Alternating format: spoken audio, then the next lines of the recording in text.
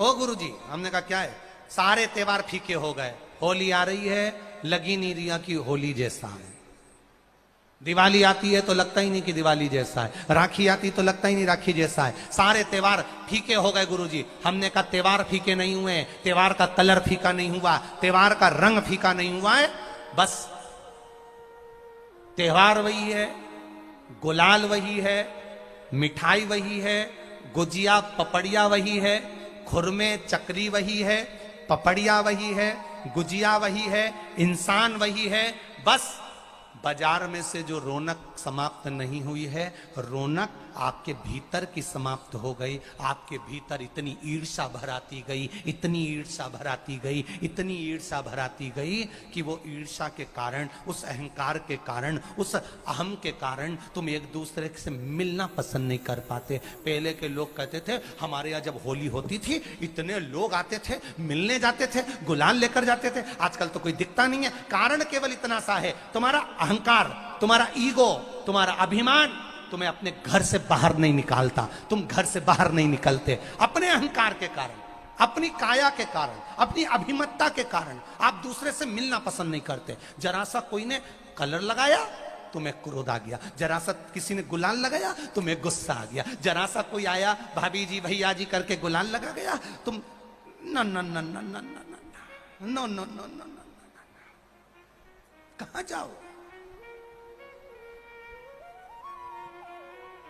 इतने वीआईपी हो गए, इतने वीआईपी हो गए, इतने वीआईपी हो गए कि अपने त्योहारों से भी दूर हो गए। मेरा निवेदन है, होली का त्योहार आ रहा है,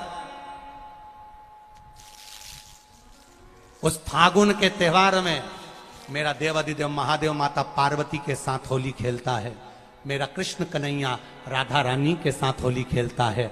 आप भी अपने इष्ट मित्रों के साथ होली खेलिए और दिल से खेलिए, दिल से खेलिए, हृदय से खेलिए, भावों से खेलिए, दिल से त्योहार मनाइए। हमारे सीहोर में, सीहोर जिले में एक होली होती थी। उस होली का नाम हमने पिछली बार बदल दिया था। कौन सी होली कर दी थी? महादेव की होली। पिछली बार हमारे सीहोर जिले में हमेशा होती आई थी वो होली, थोड़ा उसका नाम हमने चेंज कर दिया था तो उसको महादेव की होली कर दिया था। मेरे सीहोर जिले के रहने वाले सभी रहवासियों से, जिले भर के निवासियों से निवेदन करना चाहूंगा, वो पुरानी होली को बंद कर महादेव की होली नाम दिया गया है। शिव मंदिर में जाना है, चंदन का जल शिव जी को 1 लोटा चढ़ाना। एक बात अपनी जिंदगी में उतार कर रखो, शंकर भगवान को घी का दिया भी लगाओ तो तुम्हारे घर में जो असली घी हो, थोड़ा सा भले 1 पत्ती लगाओ, भले इतनी सी बत्ती जलाओ, पर असली घी की जलाओ। शिव जी को अगर चंदन भी लगा रहे हो तो असली लगाओ। शंकर भगवान को चावल भी चढ़ा रहे हो तो असली चढ़ाओ। शंकर भगवान को अगर अष्टगंध भी चढ़ा रहे हो तो असली चढ़ाओ। केमिकल का कोई चीज मेरे महादेव को मत चढ़ाओ जिससे भगवान शिव की मूर्ति नष्ट हो। ऐसी कोई चीज मेरे महादेव को ना चढ़ाओ। अगर शंकर भगवान के साथ आप होली खेल रहे हो तो चंदन का पानी शंकर भगवान को चढ़ाइए, अष्टगंध का जल भगवान शिव को चढ़ाइए।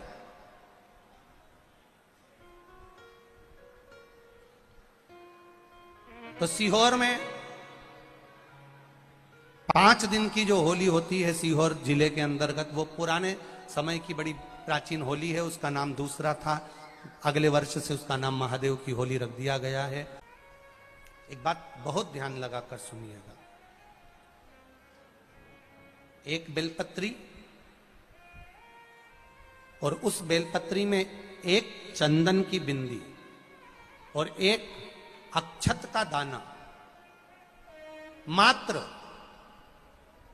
रखकर भी अगर शिवालय पर चढ़ा दी जाती है,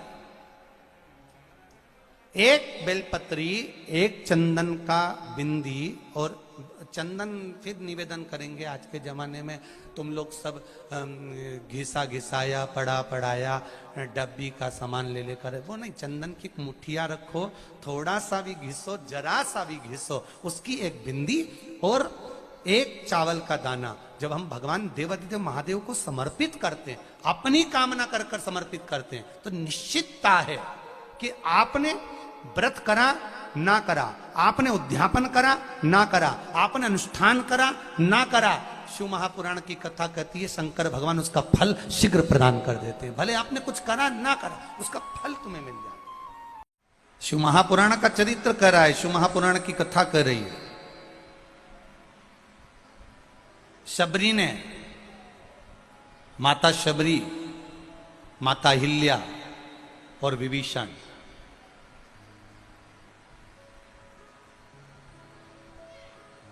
ना तो माता शबरी को मालूम था कि राम आएंगे, ना माता अहिल्या को मालूम था कि राम आएंगे, और ना विभीषण को मालूम था कि राम आएंगे। पर इनके गुरुओं ने इनसे कह दिया था, शबरी मैया को मातंग बाबा ने कह दिया था कि तू रोज झाड़ू लगा, रोज बुआरी लगा, रोज सफाई कर, राम आएंगे। अहिल्या से गौतम बाबा ने कह दिया था राम आएंगे, चरण रज चढ़ेगी और तुझे मुक्ति मिलेगी। विभीषण ने शिवजी के मुख से सुन लिया था कि राम आएंगे और तुझे दर्शन मिलेगा।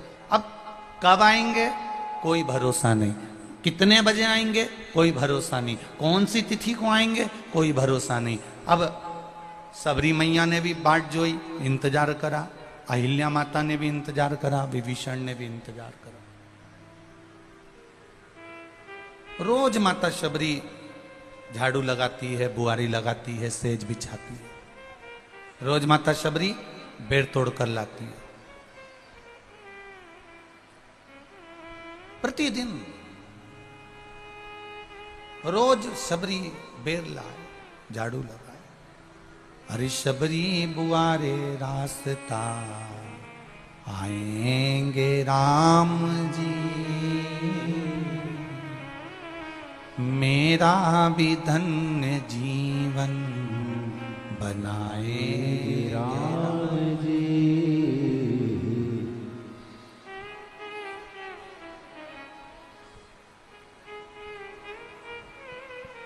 गई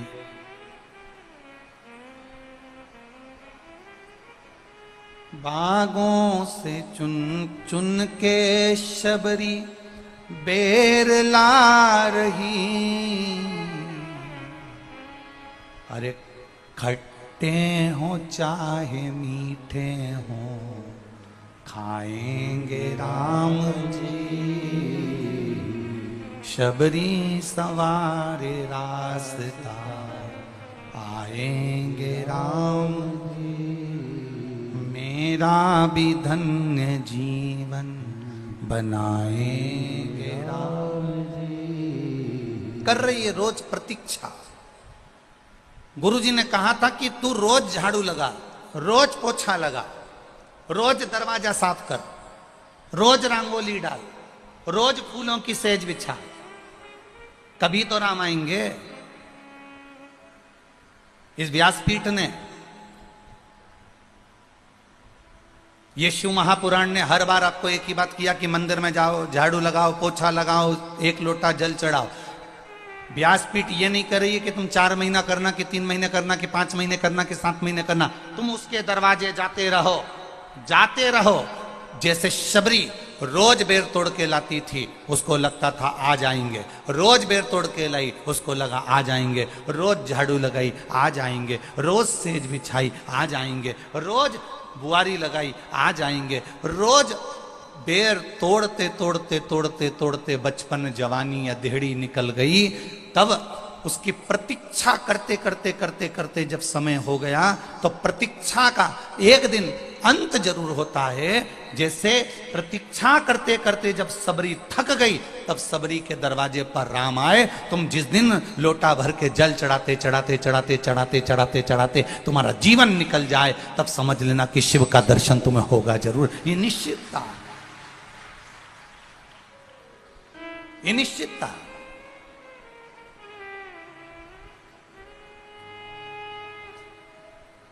अब करो भजन शंकर का।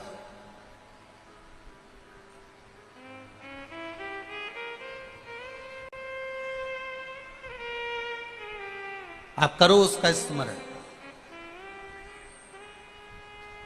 और जब हम शिव भक्ति की ओर अग्रण्य हो जाएंगे, जब शंकर जी की भक्ति की ओर आगे बढ़ जाएंगे, शिव मिल जाएगा। शबरी मैया ने रोज बुआरी लगाई, प्रतीक्षा करते करते करते करते, इंतजार करते करते समय बीत गया, राम जरूर आए।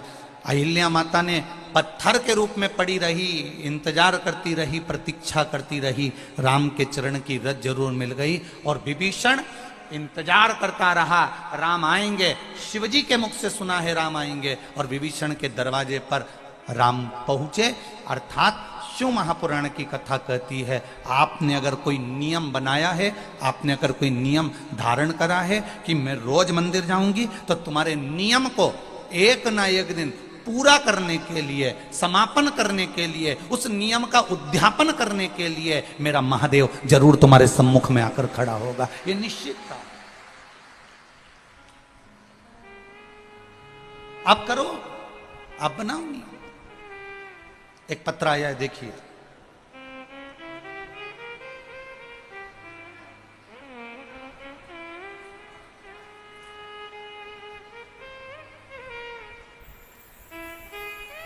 मैं शोभा रतनलाल मायच ग्राम कांकरिया, चिरा खान, जिला उज्जैन की रहने वाली हूँ। कहीं बैठी हो तो हाथ हिलाइएगा। जहाँ कहीं भी बैठी हो अपना हाथ हिलाइएगा। मैं शोभा रतनलाल मायच ग्राम कांकरिया, चिरा खान, जिला उज्जैन की रहने वाली हूँ। कहीं बैठी हो तो हाथ हिलाइएगा, जहाँ कहीं भी बैठी हो। शोभा रतनलाल मायच ग्राम कांकरिया, चिरा खान, जिला उज्जैन की रहने वाली हूँ। पत्र पढ़िएगा। गुरुदेव बाबा की कृपा से आपके जो उपाय बताए गए, उसने बाबा ने हम पर कृपा करी। हम आपकी कथा को 2 साल से सुनते आ रहे हैं। आस्था चैनल पर सभी लोग पत्र पढ़ रहे होंगे, या टीवी पर एलईडियां रखी हो तो आप भी पत्र पढ़ सकते हैं। 2 साल से सुनते आ रहे हैं। उस उपायों से मेरे पुत्र विशाल मायच और पुत्री निकिता मायच का खुशहाल जीवन बन गया। उन्होंने लगातार 3 साल तक पढ़ाई करी, बहुत सारी सरकारी नौकरी के लिए अलग अलग फॉर्म भरे और उनके पेपर दिए, फिर भी उनको कोई सफलता प्राप्त नहीं हो रही थी। और उस समय कोरोना काल के कारण उनकी पढ़ाई में बहुत नुकसान हुआ। फिर हमने आपके बताए हुए उपायों का करना प्रारंभ किया, और मैंने 3 पशुपतिनाथ के व्रत किए। फिर उसी व्रत का लाभ मेरे पुत्र और पुत्री को मिला, जिससे उन्होंने मध्य प्रदेश पुलिस का पेपर पास किया। फिर फिजिकल में कुछ कठिनाइयों के कारण मेरी बेटी की हीमोग्लोबिन की कमी के कारण शारीरिक कमजोरी आ गई, जिससे उसकी तबीयत ज़्यादा खराब हो गई और हमारी हिम्मत भी टूटने लगी। फिर मेरे पति ने प्रदोष के व्रत को करना प्रारंभ करा, और मैंने पशुपतिनाथ का व्रत करना फिर से प्रारंभ किया। और बाबा की कृपा ऐसी हुई कि मेरी बेटी और मेरा बेटा दोनों मध्य प्रदेश पुलिस में 15 दिसंबर 2022 को ज्वाइनिंग हो गए। ये बाबा की कृपा दृष्टि है, ये शिव तत्व है, ये पत्र है। अर्थात विश्वास, थोड़ी प्रतीक्षा करना पड़ेगी, थोड़ी प्रतीक्षा आपको करना है, थोड़ी प्रतीक्षा करना पड़ेगी अपनी।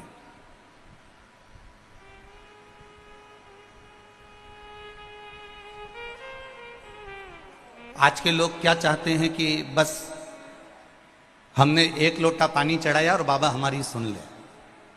आज की दुनिया के लोग तुरंत चमत्कार चाहिए, और शिव महापुराण की कथा कहती है कि भोले बाबा के पास कोई चमत्कार नहीं है, शिव जी के पास में कोई बेल भभूति नहीं है, शिव जी के पास में कोई ऐसा मंत्र नहीं कि तुम्हारे ऊपर फेंक दिया जाए और तुम्हें गड़ा हुआ सोने का हंडा मिल जाए। ऐसा कहीं का सोने का हंडा निकालने वाला हो तो हमको भी बता देना कि यूं एकदम कुछ फेंक दे और हंडा निकल जाए। शिव जी के पास में ये नहीं है। शंकर भगवान ने श्री गणेश जी महाराज से कहा तुम्हें कर्म करना पड़ेगा। शंकर भगवान ने अपने षडानंद कार्तिकेय से कहा तुम्हें कर्म करना पड़ेगा। शंकर भगवान ने अशोक सुंदरी से कहा तुम्हें कर्म करना पड़ेगा। शंकर भगवान ने अपनी 5 बेटियां जया, विषहरा, सामरीबारी, दौतली, देव, इन 5 बेटियों से कहा तुम्हें कर्म करना पड़ेगा। शंकर भगवान ने अपनी बहुओं से कहा तुम्हें कर्म करना पड़ेगा। शिव जी कोई चमत्कार नहीं कर रहे हैं, कर्म करना पड़ेगा। और कर्म करने के बाद उस कर्म को भगवान पर सौंप दो। कर्म करने के बाद उसे देवाधिदेव महादेव को दे दो, उसका फल अपने आप मिल जाएगा। आज के दुनिया के लोगों को तुरंत फल चाहिए, तुरंत। और तुरंत फल के चक्कर में दुनिया के लोग ना जाने कहां कहां भटक जाते हैं, ना जाने किस किस के चक्कर में पड़ जाते हैं कि तुरंत फल चाहिए। कोई ऐसा मिल जाए जो हमको करोड़पति बना दे, कोई हमको ऐसा मिल जाए जो हमको धनपति बना दे, कोई हमको ऐसा मिल जाए जो हमको वैभवपति बना दे। और वो धनपति की जगह तुमको इतना लूटता रहेगा, इतना लूटता रहेगा कि एक दिन तुमको रोडपति बना देगा। शिव महापुराण की कथा कहती है किसी चमत्कार के चक्कर में नहीं, किसी इधर उधर के चक्कर में नहीं। शिव महापुराण की कथा कहती है जैसे मां जगतजननी पार्वती देवाधिदेव महादेव के चक्कर में रही, गणेश जी महाराज शंकर जी के चक्कर में रहे, सदानंद कार्तिकेय शिव जी के चक्कर में रहे, माता लक्ष्मी, नारायण, ब्रह्मा, ब्रह्माणी, इंद्र, जितने भी देवी देवता हैं सब शिव जी के चक्कर में रहे। बस आपसे भी निवेदन है कि बेटमा में आप जिस शिव महापुराण की कथा सुन रहे हो, हमें किसी के चक्कर में नहीं पड़ना। अगर पढ़ना है तो देवाधिदेव महादेव के चक्कर में पढ़ना है, उसके मंदिर तक जाओ।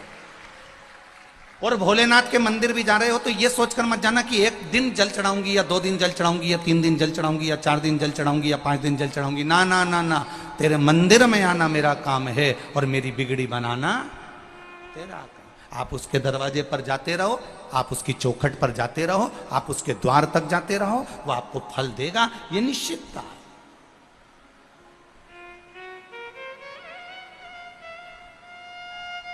मैंने तेरे ही भरोसे, मैंने तेरे ही भरोसे हवा बिच उड़ती जावांगी, बाबा डोर तो छड़ी कटड़ी जावांगी। आप उसके भरोसे पर रहो। एक पत्र में एक भाई ने अपनी बहन का पत्र लिखा है, देखिए।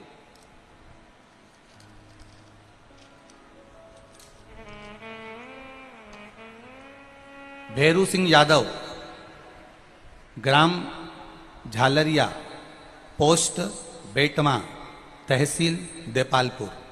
कहीं बैठे हो तो हाथ हिलाइएगा। आप ही हैं? दोनों हाथ हिला दो एक बार। श्री शिवाय नमस्तुभ्यं। मैं भैरू सिंह यादव, ग्राम झालरिया, पोस्ट बेटमा, तहसील देपालपुर, जिला इंदौर, मध्य प्रदेश। मेरी बहन कृष्णाबाई, पति स्वर्गीय मनोहर सिंह यादव, ग्राम अटावदा, तहसील देपालपुर, बेटमा से मात्र 12 किलोमीटर दूर। बहन को बच्चे नहीं हैं, पति भी नहीं है। मेरी बहन के पेट में कैंसर की गठान थी। डॉक्टर ने ऑपरेशन किया जिसे 3 वर्ष हो गए। बीच में तबीयत फिर खराब हुई, अहमदाबाद भी ले गए। वहां डॉक्टर ने जवाब दे दिया कि यह कुछ महीने की मेहमान है। तब बहन कृष्णाबाई ने एक मन में धारणा बना ली और मैंने भी एक धारणा बना ली कि बहन, तेरी बीमारी में जो पैसा लग रहा है, अगर देवाधिदेव महादेव तुझे ठीक कर दे तो ये पैसा डॉक्टर की उस बीमारी में लगाने की अपेक्षा अपना मकान तोड़कर उस मकान की जगह पर अपन शिवालय बना देंगे, पर बाबा बस तुझे ठीक कर दे। और बाबा की कृपा से शिव मंदिर का निर्माण करा और मेरी बहन जब धीरे धीरे ठीक होने लगी, उसका पैसा कैंसर में लगना हमने बंद कर दिया, तो मेरी बहन भी ठीक होने लगी और उसी के पैसे से आज बाबा का एक मंदिर का निर्माण कर दिया, जिस मंदिर का मैं फोटो भी लगा रहा हूं। ये शिव तत्व है। बैठिए यादव जी, बहुत बहुत धन्यवाद। अब मेरी बहन ठीक है और वो आस्था चैनल पर घर में बैठकर कथा सुन रही है, मैं बाबा को यहां पर प्रणाम करने आया हूं। यादव जी बहुत बहुत साधुवाद। ये चित्त वृत्ति है, ये मन, ये एकाग्रता, ये आपका चिदानंद, ये स्वरूप आपके भीतर होना चाहिए।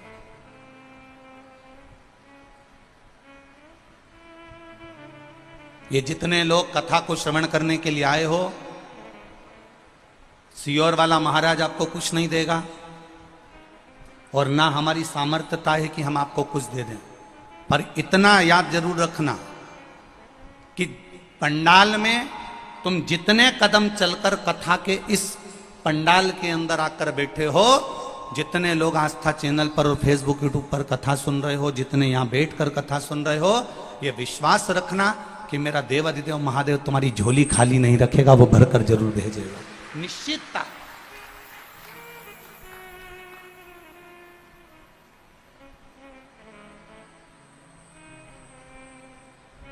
करो भजन उसका, दिखावे से मत करना शिव का भजन। 4 दिन का ऐसा भजन मत करना कि 4 दिन की तुम वो कहना 4 दिन की चांदनी फिर अंधेरी रात।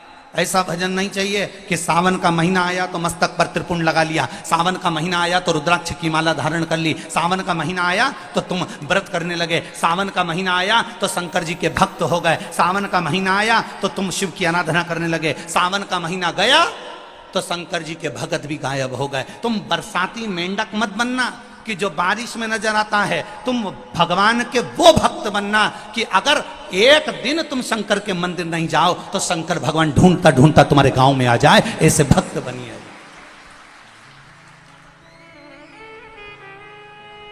शिव के वो भक्त बनो, वो ढूंढता ढूंढता तुम्हारे दरवाजे पर पहुंचे।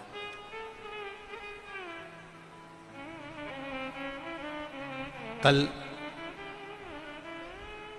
विशाल भैया नहीं माने, हम वैसे तो किसी से मिलते कम ही हैं, मिलते नहीं, पर कल विशाल भैया नहीं माने, गुरुजी सबका मन है थोड़ी देर आप मिल लिया करो।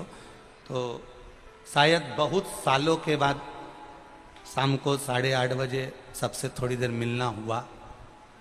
मिलना क्या हुआ, आप लोगों के भाव मालूम पड़े।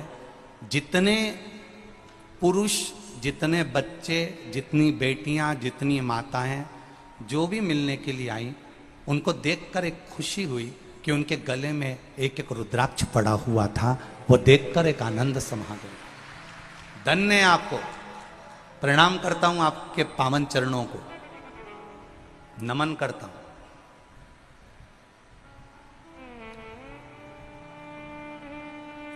बिना तुलसी के मेरा नारायण, बिना तुलसी के मेरा कृष्ण, बिना तुलसी के मेरा राम, बिना तुलसी के मेरे राम जी महाराज, मेरे भगवान कृष्ण, मेरे नारायण बिना तुलसी के भोजन ग्रहण नहीं करते।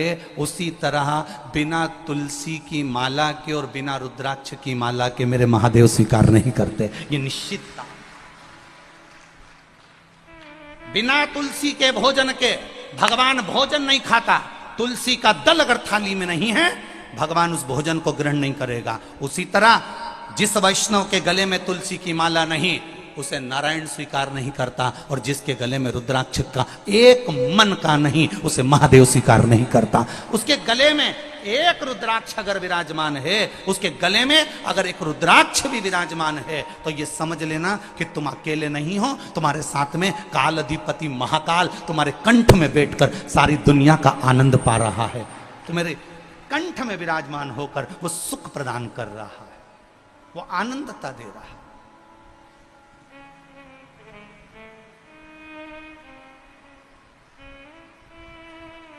एक बार रामकृष्ण परमहंस जी वृंदावन की रज में पहुंचे।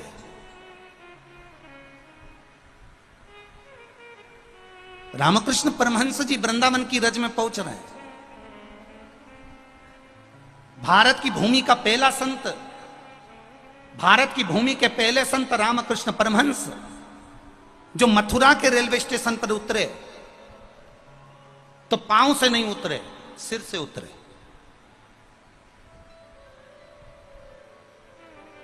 किसी ने पूछा रामकृष्ण परमहंस जी से, गुरुदेव मथुरा के रेलवे स्टेशन पर उतर रहे हो, पांव से उतरो, ट्रेन से सिर के बल उतरोगे तो गिर जाओगे। रामकृष्ण परमहंस जी कहते हैं जिस मथुरा और वृंदावन की रज में मेरे भगवान कृष्ण ने अपना चरण रखा है, उस मथुरा वृंदावन की रज में मैं अपना चरण नहीं अपना सिर रखना चाहता हूं, इसलिए सिर के बल उतरे। मथुरा के रेलवे स्टेशन पर रामकृष्ण परमहंस जी जब सिर के बल उतरे, स्वामी विवेकानंद भी देखकर आश्चर्य में पड़ गए। स्वामी विवेकानंद जी हाथ जोड़ लिए, रामकृष्ण परमहंस जी चले। चलने के बाद जैसे ही यमुना जी के घाट पर रामकृष्ण परमहंस जी पहुंचे, सारे जितने भी रामकृष्ण परमहंस जी के जितने शिष्य थे वो सारे के सारे खड़े हो गए। खड़े होकर उन्होंने एक विनती करी, रामकृष्ण परमहंस जी से एक विनती करी, गुरुदेव गुरुदेव। गुरुजी बोले बोलो क्या बात है? हमें इतनी सी बात मालूम करना है गुरुजी। कौन सी बात? भगवान कृष्ण की बंसी में ऐसा क्या था कि आधी रात को भगवान कृष्ण बंसी बजाते थे और गोपियां सुध भूल जाती थीं, गोपियां अपना परिवार छोड़ देती थीं, गोपियां अपना घर छोड़ देती थी, गोपियां अपना कुटुंब छोड़ देती थीं और आधी रात को भगवान कृष्ण की बंसी की धुन पर दौड़कर आ जाती थी। आखिर भगवान की उस बंसी में ऐसा क्या था जो आधी रात को गोपियां दौड़ दौड़ के भगवान के पास आ जाती हैं? रामकृष्ण परमहंस जी ने कहा, अगर तुम्हें सुनना है कि उस बंसी में ऐसा क्या था कि गोपियां आधी रात को भगवान के पास आ जाती थी, यमुना जी के तट पर आ जाती थी, तो मैं रात को 3 बजे बताऊंगा कि भगवान की बंसी में ऐसा क्या था। कितनी बजे रात को? जम के बोलो जरा। 3 बजे रात को बताऊंगा। अब 3 बजे रात को भगवान की बंसी में ऐसा क्या था जो गोपियां दौड़कर आती थी? सुनने के लिए उनके शिष्य थे 100, उनके इस बात को सुनने के लिए आ गए 2-4 हजार। यमुना जी का पूरा घाट भरा गया। इतनी भीड़, इतनी भीड़, इतनी भीड़ कि अपार जन समुदाय हो गया। अब रामकृष्ण परमहंस जी 3 बजे नहीं आए, 3:30 बज गई, रामकृष्ण परमहंस जी नहीं आए। सुबह की 4 बज गई, रामकृष्ण परमहंस जी नहीं आए। 4:30 बज गई, रामकृष्ण परमहंस जी नहीं आए। 5 बज गई, तब रामकृष्ण परमहंस जी आए। और रामकृष्ण परमहंस जी जैसे ही आए तो सबने मिलकर पूछा, गुरुदेव आपकी जरा सी बात सुनने के लिए हम पूरी रात से जग रहे हैं। गुरुदेव बताओ ना कि भगवान की बंसी में ऐसा क्या था जो गोपियां आधी रात को अपना घर छोड़कर आ जाती थी, गोपियां अपने परिवार को भूल जाती थी, ऐसा आपकी बंसी में, भगवान कृष्ण की बंसी में ऐसा क्या था? रामकृष्ण परमहंस जी ने हाथ जोड़कर कहा, अरे भक्तों, भगवान की बंसी में ऐसा क्या था वो तो मुझे नहीं मालूम, पर आज भी उनकी बंसी में दम है, इसलिए पूरी रात से आप लोग यहां बैठकर उस बंसी का गुणगान सुनना चाहते हैं। क्या है उनकी बंसी में? हमें नहीं मालूम, हम नहीं जानते, पर कुछ तो है, कुछ तो है उस बंसी में, इसलिए गोपियां भूल जाती थी। और इसलिए आप सब, अब कई लोग हमसे भी प्रश्न करते हैं कि आखिर ये सीहोर के रुद्राक्ष में ऐसा क्या है जो 20 लाख 22 लाख लोग पहुंच गए? तो हम भी उनसे कहते हैं कुछ तो होगा रुद्राक्ष में, नहीं तो ये 22 लाख अपना घर छोड़कर पहुंचते क्या? कुछ तो होगा। लिखा, एक ने पत्र में लिखा,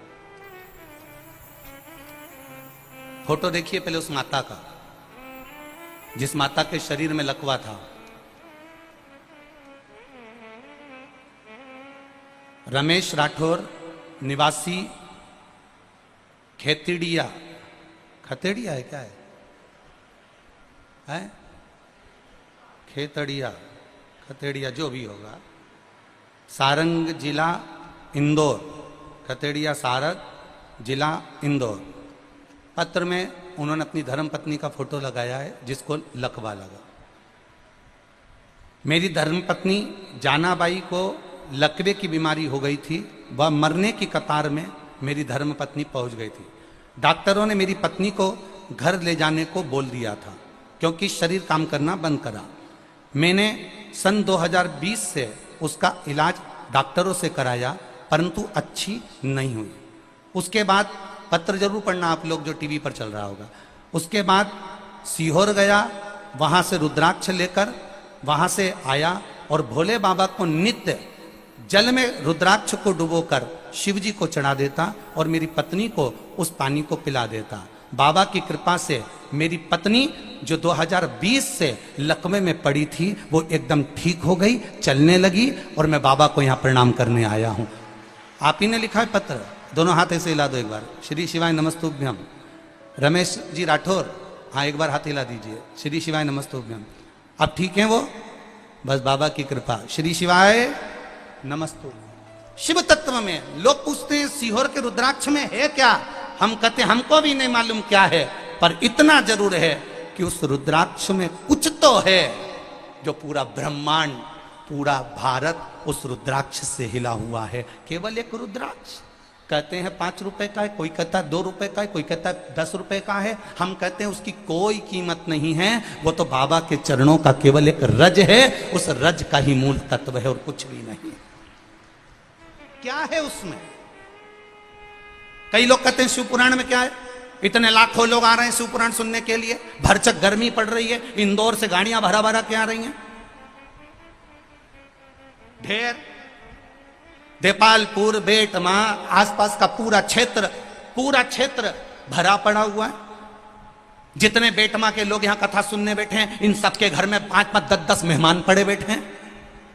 पूछो इन बेटमा वालों से, उठाओ रही हाथ बेटमा वाली जितनी बैठी है, उठाओ जरा बेटमा वाले उन जितने बैठे हो। अब इनके जरा विचार करो, इनके घर में 8-8, 10-10 लोग भरे पड़े। तुम तो केवल कथा सुन रहे, इनकी बहुओं से पूछो, बापड़ियों से रोटी बनाई। 4 घंटा बहुएं सुखी रहती होंगी जब ये घर के मेहमान कथा में जाते होंगे, और सुस्ता के शाम की तैयारी करती होगी, कुकर चढ़ा दे, कुकर चढ़ा दे। क्यों? सब आने वाले हैं वापिस, कुकर चढ़ा, फिर तैयारी। और मालूम पड़े शनिवार रविवार बीच में पड़ी गया तो 10-20 हो रही निटपकी गया और पड़ जाता। अब किसी ने उन बहुओं से पूछा, बेटा कथा में नहीं गए? अब बहू भी बेचारी सिर पे पल्लू लग के बोली,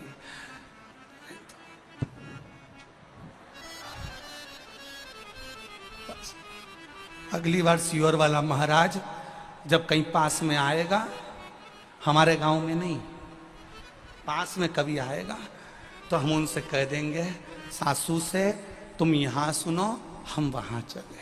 हम भी अब किसी के यहाँ मेहमानी करने जाएंगे, होंदे पास में कथा। 4 दिन, 6 दिन, 8 दिन आनंद। कौन किसके यहाँ आता है जीजियों? शादी भी होती है ना तो कोई मुंह दिखाने के लिए आता है, पर शिव महापुराण की कथा केवल एक ऐसी होती है जो मेहमान खुद फोन लगाकर बोलता है, मैं 4 दिन तुम्हारे यहाँ रहूंगा। कथा सुनना है। हम शादी में निमंत्रण देने जाते हैं, आना जीजी, आना फूफा जी, आना बुआ जी, आना काका जी, आना मौसी जी, आना मासा जी, आना जीजा जी, आना जीजी। हम पत्रिका दे देकर आते हैं, और इतने अहंकार में जो भी आता है शादी में ऐसा अप टू डेट बन के आता है, सारा काम हाथ में हाथ चाहिए। पर केवल शिव महापुराण के जितने भगत आपके घर में मेहमान के रूप में आते हैं, आधे से ज्यादा काम तो वही कर लेते हैं। अरे हम आए हैं केवल कथा सुनना है, आनंद लेना है, 7 दिन की भक्ति करना है, आनंद पाना है, इसके बाद चले जाना है। क्या कर रहा है उसमें? क्या है शिव पुराण में? इस शिव महापुराण की कथा में है क्या? जो टीवी के सामने सुनते हैं तो कार्य हो जाता है, मोबाइल पर सुनते हैं तो कार्य हो जाता है, पंडाल में बैठकर सुनते हैं तो कार्य हो जाता है, शिवालय में जाके 1 लोटा जल चढ़ाते हैं तो कार्य हो जाता है, एक बेलपत्री शिव को चढ़ी हुई खाते हैं तो बीपी शुगर लेवल पर आ जाता है। आखिर इस पुराण में है क्या? ये तो हमको भी नहीं मालूम कि पुराण में है क्या, पर इतना जरूर जानते हैं जिसने विश्वास महादेव पर कर लिया, रामचरितमानस में लिखा है, शंकर विश्वास रूपिणो, शिव पर जिसने विश्वास कर लिया उसको महादेव मिल गया, उसका कार्य सफल हो गया। शिव के मिलने से, शिव के प्राप्त करने से। किसी के यहाँ 19 साल में, किसी के यहाँ 15 साल में, किसी के यहाँ 8 साल में, किसी के 10 साल में, किसी के यहाँ 20 साल में संतान हो रही, किसी के 5 साल में, 6 साल में। और आप भी बेटमा के रहने वाले हो, आप भी जिस जिस गांव से आए उस गांव में देखना, आपको सूचना मिली होगी। किसी ने कहा होगा मैंने पशुपति व्रत करा था, मुझे ये हुआ, मैंने पशुपति व्रत करा, मेरे को ये आनंद हुआ। क्या है ऐसा पशुपति व्रत? क्या सुख पाया? आनंद की एक लहर था, आनंद का एक सुख परमात्मा की शरणागति में है, उसके विश्वास, थोड़ी प्रतीक्षा में। शबरी अम्बा ने प्रतीक्षा करी, राम सामने आ गए। विभीषण ने प्रतीक्षा करी, राम सामने आ गए। माता अहिल्या ने प्रतीक्षा करी, राम सामने आ गए। आपसे भी निवेदन है, थोड़ी एकदम जल्दीबाजी मत करना कि मैंने अभी लोटा भर के जल चढ़ाया तो भगवान मेरी सुन लेगा, मैंने अब भी जल चढ़ाया तो भगवान मेरी सुन लेगा। ना ना ना, थोड़ी प्रतीक्षा करना, उसके दरवाजे तक जाते रहना, उसकी कथा सुनते रहना। जब जब टीवी पर मिले तुरंत रिमोट से ढूंढना और सुनने का प्रयास करना। थोड़ा सा चित्त उसमें लगा कर रखना, रमा कर रखना, डूबे रहना, उसके अंतर्गत वो अपने आप आनंद की अनुभूति करा देगा अपने आप।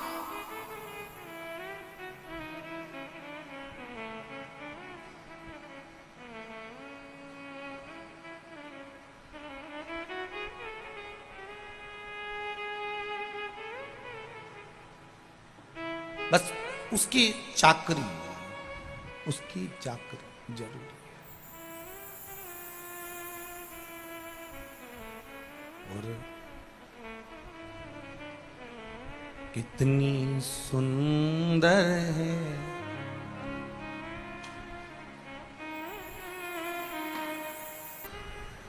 कई लोग ऐसे होते हैं, मंदिर में प्रसाद बांट रहे हैं, प्रसाद भी मंदिर का, चिरौंजी भी मंदिर की, खोपरा शक्कर भी मंदिर का, सामान भी मंदिर का, उसके बाद भी दानदाता ने दान दिया, मंदिर में प्रसाद दिया, और बांटने वाला भी जब भी बांटने खड़ा होता है तो ये विचार कर कर बांटता है, इतना सारा क्यों दूं तुझको, चल ये लेकर जा।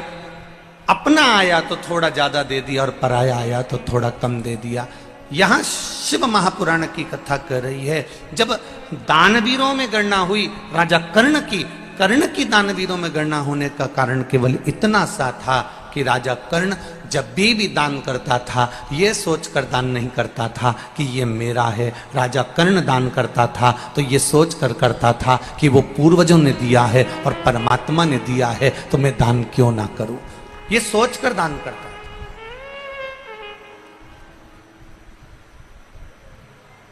जिस दिन घर की बहुएं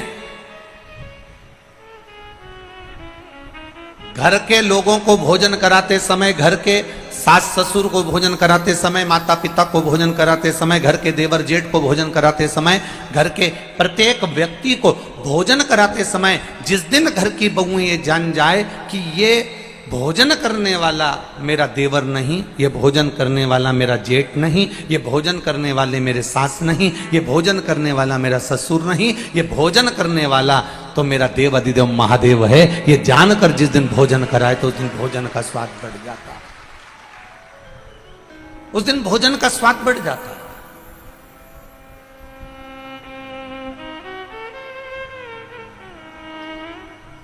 जरा विचार करिए, पहले के नियम को जरा उठाकर देखिएगा, थोड़े से पहले के नियम को उठाइए। माताओं की एक थोड़ा सा अन्न घर में आता है, उसके भी हिस्से कर दिए जाते हैं, अन्न के हिस्से।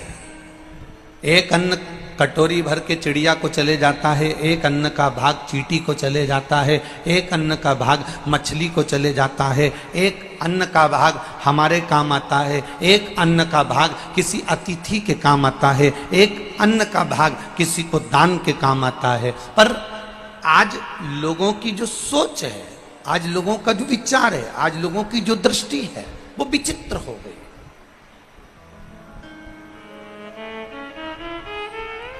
वो स्वयं के लिए ढूंढ रहा है, वो स्वयं के लिए पाना चाहता है।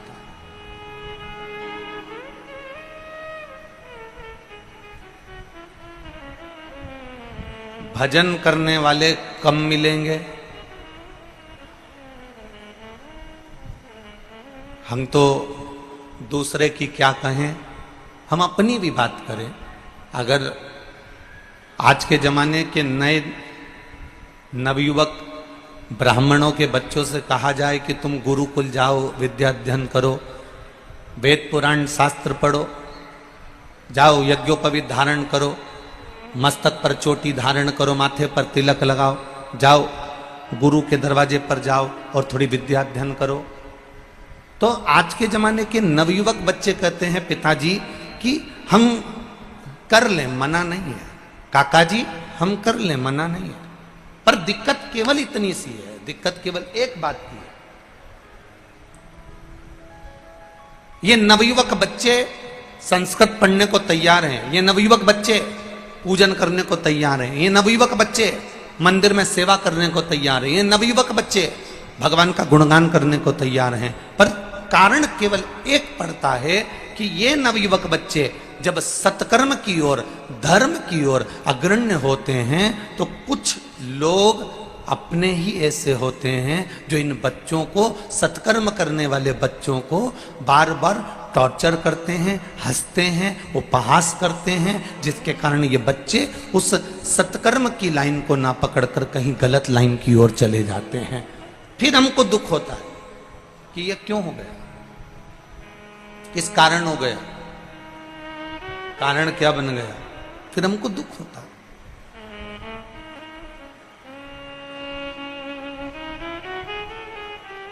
राजा कर्ण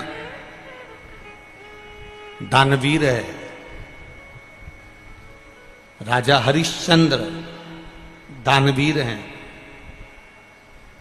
पर शिव महापुराण की कथा कह रही है कि इन दानवीरों की लिस्ट में एक दानवीर बड़ा विचित्र है, जिसकी बराबरी दुनिया का कोई दानवीर नहीं कर सका।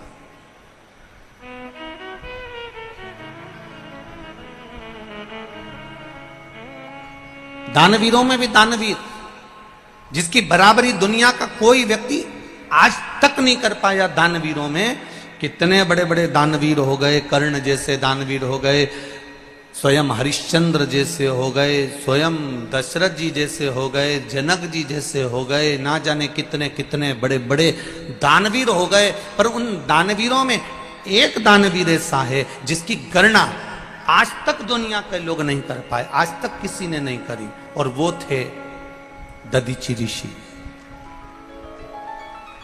केवल एक, क्या नाम है उनका, जम के बोलो जरा, दधीचि ऋषि। दानवीरों में केवल एक दानवीर इतने प्रबल थे, दधीचि ऋषि। दुनिया के लोगों ने जो दान दिया दिया, दुनिया के लोगों ने जो धन दिया दिया, दुनिया के लोगों ने जो वस्त्र दिया दिया, दुनिया के लोगों ने जो आभूषण दिया दिया, पर दधीचि ऋषि एक ऐसे दानवीर थे जिनके सामने सारे देवता आकर खड़े हुए हैं और जो हाथ जोड़कर कह रहे हैं कि वत्रासुर का अंत करना है और आपके शरीर की हड्डियां चाहिए, शरीर की अस्थियां चाहिए।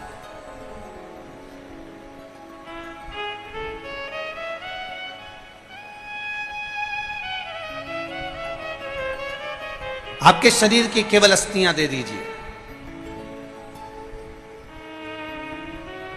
इंद्र को भी संकोच हो रहा था दधीचि ऋषि से अस्थियां मांगने में। इंद्र को भी संकोच हो रहा था दधीचि ऋषि से उनकी हड्डियां मांगने में। क्यों? क्योंकि दधीचि ऋषि के जो पिता थे अथर्वा, दधीचि ऋषि के पिता ऋषि अथर्वा और दधीचि ऋषि की माता शांति देवी, जो कि शिव भक्ति में लगे रहते थे। इनकी शिव भक्ति करने का तरीका अलग था।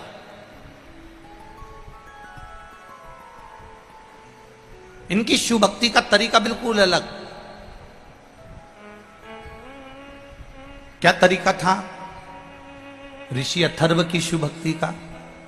जहां पर बेलपत्री का पौधा मिलता था जहां बेलपत्री का वृक्ष मिलता था, उस बेलपत्री के वृक्ष के पास मिट्टी की क्यारी बनाते थे।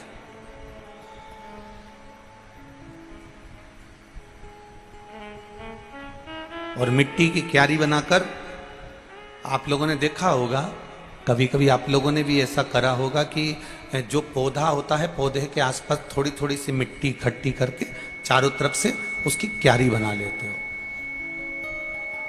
चारों तरफ से उसकी क्यारी बना लेते हो। पर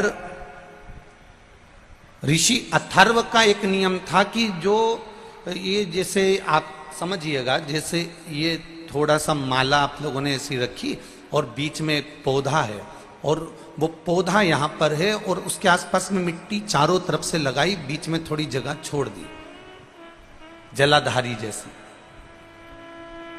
पर ऋषि अथर्व, दधीचि ऋषि के पिता,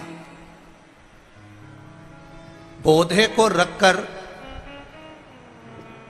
ये पौधा है और इसके आसपास में जो क्यारी बनाते थे, वो क्यारी पूरी चारों तरफ से पैक नहीं करते थे। ऋषि अथर्व क्या करते थे कि उस क्यारी को पैक करने की जगह पौधे के आसपास गोल क्यारी बनाई और क्यारी बनाकर एक छोटी सी जगह छोड़कर ऐसी लंबी जगह वहां से छोड़ देते थे। जैसे आप लोग मट्टी का जो पार्थिव का जो शिवलिंग बनाते हो ना, पार्थिव शिवलिंग, तो पार्थिव शिवलिंग बनाते समय क्या करते हो, नीचे की जो जलाधारी है उसको बनाते हो, बना के थोड़ा लंबा कर देते हो, जलाधारी जैसा, जलाधारी जैसा लंबा कर दिया। तो दधीचि ऋषि के पिता ऋषि अथर्व जलाधारी की जैसे ही आकृति बनाते थे। बेलपत्री के पेड़ के आसपास, जहां बेलपत्री का पौधा होता था, जहां बेलपत्री का वृक्ष होता था, जहां बेलपत्री का पेड़ लगा होता था, उसके आसपास क्यारी बनाकर थोड़ी सी जगह छोड़ देते थे।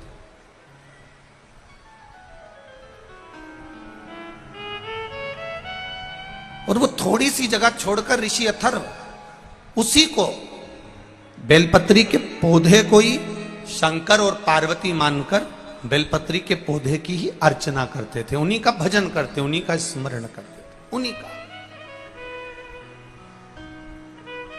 अभी परसों की कथा में आप लोगों से कहा था, स्मरण होगा आप लोगों को, कि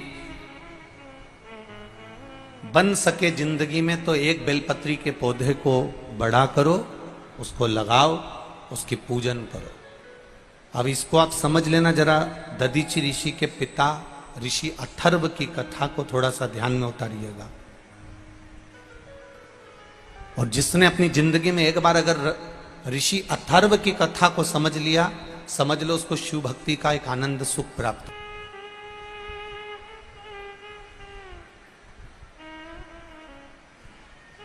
दो चीजें बड़ी पुण्यप्रद होती हैं। एक, किसी वृक्ष के आसपास क्यारी बनाकर उसमें जल देना।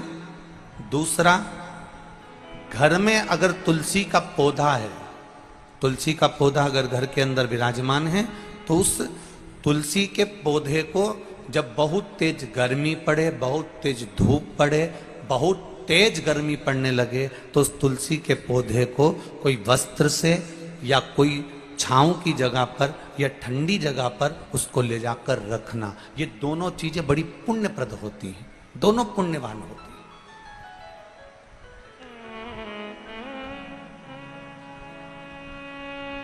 दोनों पुण्यता है।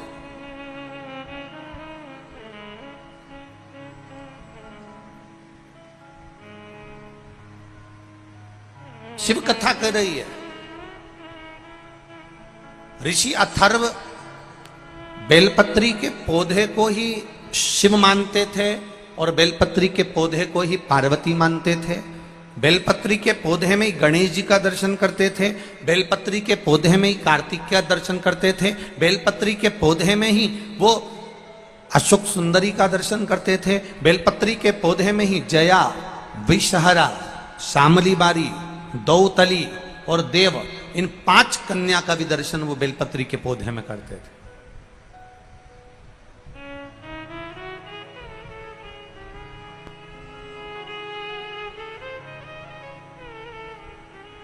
जिस बेलपत्री के पौधे में,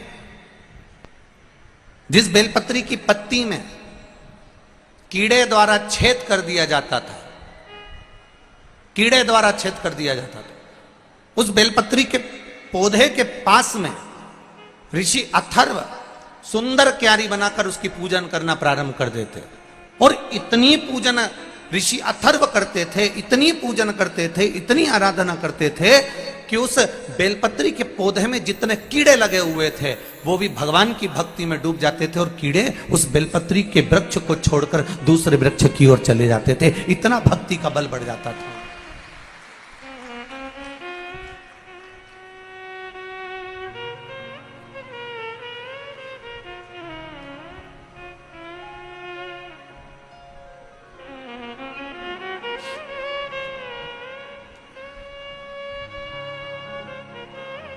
जरा समझिएगा इस बेलपत्री की पत्ती का। आप लोग जितने लोग भी टीवी के माध्यम से देख रहे हैं, या जितने लोग आस्था चैनल के माध्यम से, फेसबुक यूट्यूब के माध्यम से, और जितने लोगों को नजदीक से अगर ये बेलपत्री ना दिखे तो आप लोग एलईडी के माध्यम से इसका स्मरण करिएगा जरा। ये बेलपत्री की पत्ती है। इस बेलपत्री की पत्ती में धोने के बाद भी, साफ करने के बाद भी, अगर बेलपत्री की पत्ती में कहीं चक्र रह जाता है, या बेलपत्री की पत्ती में नीचे गदा रह जाती है, डूठ रह जाता है, और वो डूठ वाली, वो चक्र वाली बेलपत्र यदि हम समर्पित करते हैं तो उसका पुण्यता हमारे खाते में नहीं आता। चक्र कैसा और गदा कैसी, डूठ कैसा? बेलपत्री की पौधे की डंडी में से बेलपत्री तोड़ी तो नीचे डूठ रह जाता। देखा है ना माताओं? जम के बोलो जरा, देखा है सबने? उस डूठ को निकाल दिया जाता है, उस डूठ को निकाल कर रख दिया जाता। अब चक्र की स्थिति क्या रहती है कि बेलपत्री का जो पौधा होता है, उस पौधे में किसी किसी पत्ते में एक जैसे कागज रहता है, और कागज में एक चने का दाना रख दो, और चने का दाना रखकर कागज को दबा दो तो उसमें फुंसी जैसा एक भाव उत्पन्न हो जाता है। कभी कभी आप लोगों ने देखा होगा, उसमें उभरा हुआ भाग उत्पन्न हो जाता है। जिस बेलपत्री के पत्ते में, जिस बेलपत्री के पत्ते में कहीं उभरा हुआ सा भाग अगर नजर आता है, जैसे दाने जैसा अगर नजर आता है, या बेलपत्री का पत्ता नीचे से एक बिंदु जैसा उचक कर सामने आ जाता है, तो वो चक्र माना जाता है। वो बेलपत्री शिव को समर्पित नहीं करी जाती। और यहां तक शिव महापुराण की कथा कर रही है, अगर आपके पास में नूतन कोई बेलपत्र नहीं है, आप किसी जगह से बेलपत्र लेकर नहीं आए हो, बेलपत्र आपकी थाली में नहीं है, पूजन की थाली में नहीं है, शिव महापुराण यहां तक कहती है कि शंकर भगवान पर चढ़ी हुई बेलपत्र उठाओ, उसको धो, और वापिस उसको हाथ में लेकर देवाधिदेव महादेव से अपने हृदय की बात कहकर वो बेलपत्र वापिस शिव जी को समर्पित कर दो। शिव उसको स्वीकार कर ले, शंकर उसको स्वीकार कर ले। शंभु शरणे मांगू घड़ी दुख काटो, दया करी न दर्शन आपो। विनय निवेदन करें। ऋषि अथर्व, दधीचि ऋषि के पिता, शिव जी की आराधना करने के लिए बेलपत्री के पौधे के पास में मिट्टी की क्यारी बनाते हैं, और उसके सामने थोड़ी सी जलाधारी बनाते हैं। बेलपत्री के पौधे की पूजन में लगे रहते हैं, उसकी आराधना में लगे रहते हैं, उसकी सेवा में लगे रहते हैं। और सेवा करते करते करते करते करते करते एक बार उनकी धर्म पत्नी शांति देवी ने उनसे प्रश्न किया।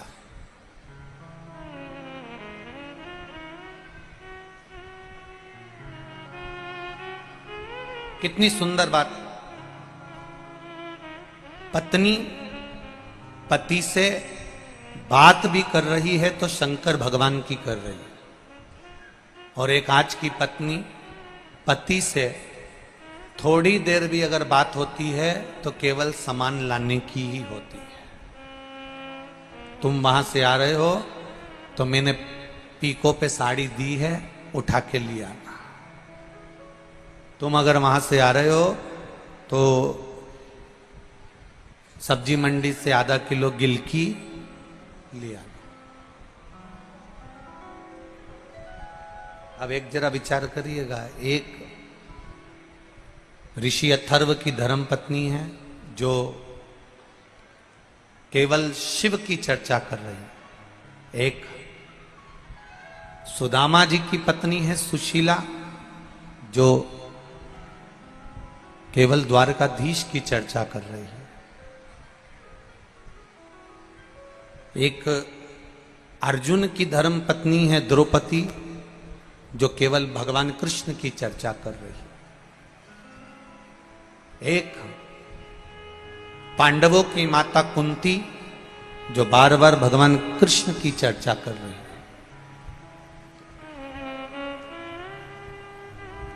संपूर्ण विश्व में वो नारी धन्यवाद की पात्र है, संपूर्ण विश्व में वो नारी सबसे ज्यादा धन्यवाद की पात्र होती है जो अपने पति से, अपने परिवार वालों से थोड़ी देर राम कृष्ण और शिव की चर्चा करती है, वो धन्यवाद की पात्र।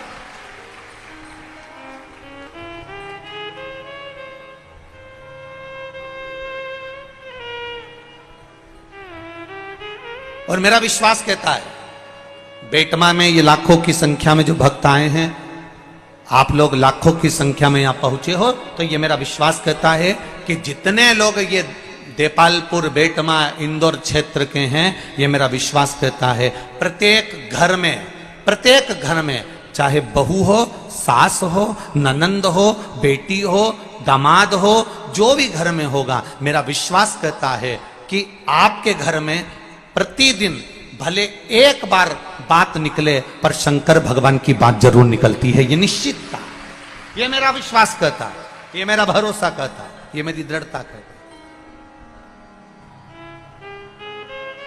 बोलो री जी सही है कि गलत है? आप रोज दिन भर बात मत करो, पर एक मिनट, एक क्षण, एक पल, एक घड़ी बात जरूर निकलती है।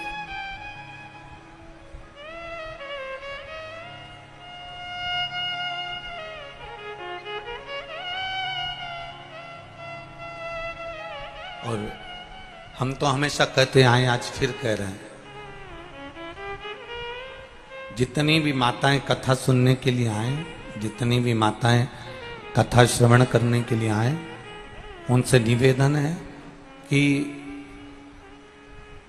प्रयास करा करो कि अपने घर के पुरुष को भी एक लोटा जल हाथ में देकर शिव मंदिर भेजने का प्रयास करा करो।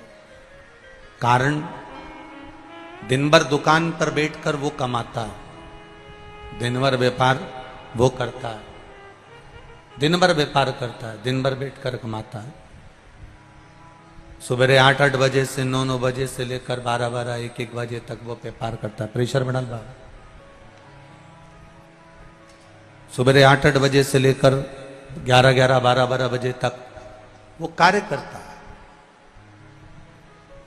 प्रत्येक घर की माता का एक नियम होना चाहिए कि अपने पति से कहे कि 5 मिनट शंकर जी के मंदिर चले जाओ, जो तुम्हारे घर के पास में मंदिर है, जो तुम्हारे घर के करीब में मंदिर है, उसमें जाओ, एक लोटा जल चढ़ाकर। पति पूछेगा क्यों? तू जा तो रही है, तू चढ़ा तो रही है, क्या तेरे जल चढ़ाने से क्या मुझे फल नहीं मिलेगा? पत्नी हाथ जोड़कर कह देना, मैं भोजन करूंगी तो मेरा पेट भराएगा, और तुम भोजन करोगे तो तुम्हारा पेट भराएगा। ये तुम्हारे लिए। पत्नी कमाने नहीं जाती, पति कमाने जाता है, तो झूठ भी उसको बोलना पड़ता है, बेईमानी भी उसको करना पड़ता है, 1 रुपए का 2 रुपया भी उसको करना पड़ता, छल भी उसको करना पड़ता, कपट भी उसको करना पड़ता। पति की कमाई का, पति की जायदाद का हिस्सेदार पत्नी भी होगी, बेटा भी होगा, पर पति ने जो कर्म करा है उस कर्म का हिस्सेदार कोई नहीं होगा, केवल उस अकेले को भोगना पड़ेगा। इसलिए तुम जाओ, एक लोटा जल लेकर जाओ और जल चढ़ाओ। बहुत विडंबनाओं से भरा हुआ यह मानव का देह और मानव का शरीर है, बहुत विडंबनाओं से भरा हुआ है। मानव का देह, मानव का शरीर बड़ी विडंबनाओं से भरा हुआ है। आज के जमाने में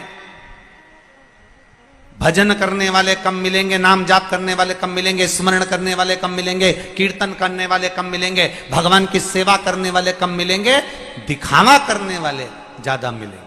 अब तुम उसको भी जाने दो। अभी अभी तुम देखो कि इतनी गेहूं की फसल चल रही है, कितनी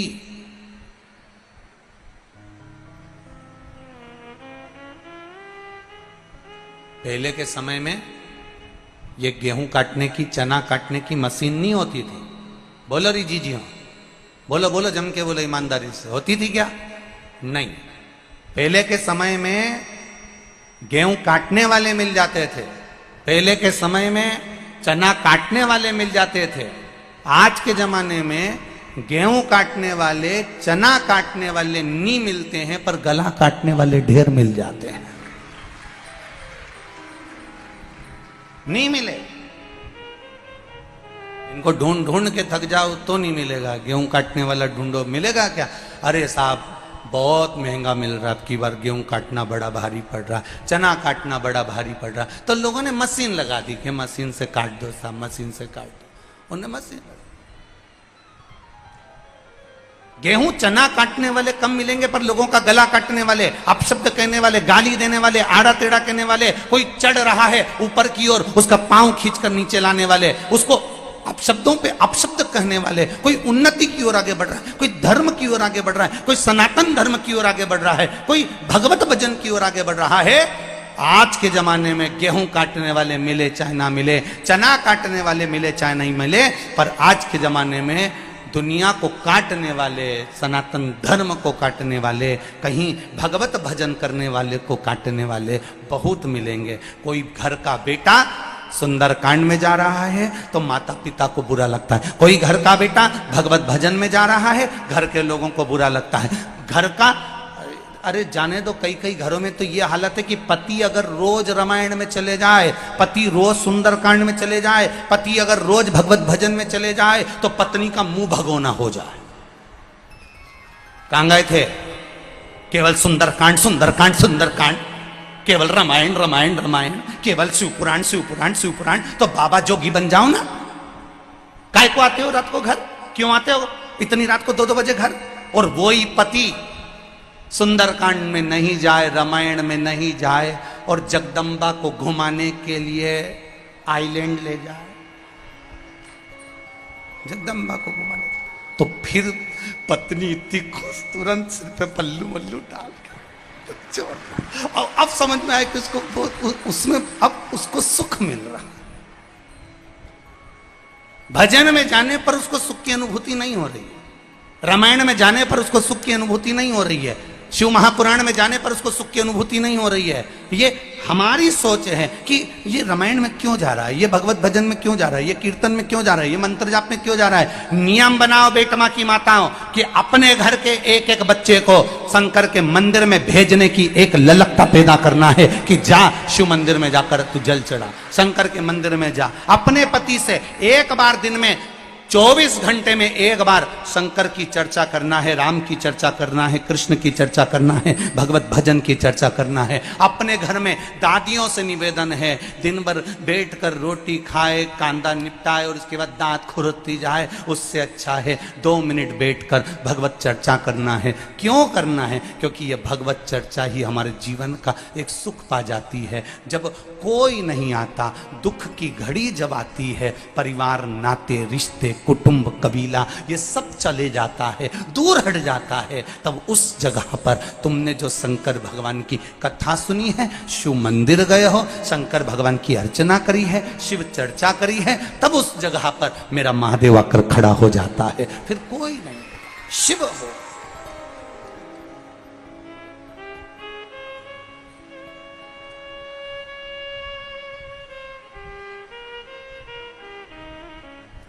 केवल शिव, उसके सिवाय कोई नहीं। और अंत समय प्रभु वचन दिया तो आए ना आए प्रभु कुटुंब कबीला, अंत समय प्रभु आना पड़ेगा, वचन दिया तो निभाना पड़ेगा। अंत में कोई नहीं आएगा, तब वो खड़ा मिलेगा। एक पत्र आया है, मैं कृष्णाबाई, सोनगरा, गांव दासरी, जिला इंदौर, मध्य प्रदेश। कहीं बैठी हो तो हाथ हिलाइएगा, कहीं बैठी हो तो हाथ हिलाइएगा। मैं कृष्णाबाई, सोनगरा, गांव दासरी, जिला इंदौर।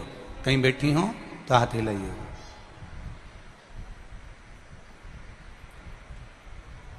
भोले बाबा की महिमा का क्या बखान करूं गुरुजी। पत्र आप भी पढ़ा करो, हमारे साथ में टीवी पर चलता रहता है पत्र, उस पत्र को अवश्य पढ़ा करो। मैं कृष्णाबाई, सोनगरा, गांव डासरी, जिला इंदौर, मध्य प्रदेश, एमपी से हूं। भोले बाबा की महिमा का क्या बखान करूं गुरुजी। मेरा 13 महीने की बच्ची का अचानक पेट दर्द हुआ।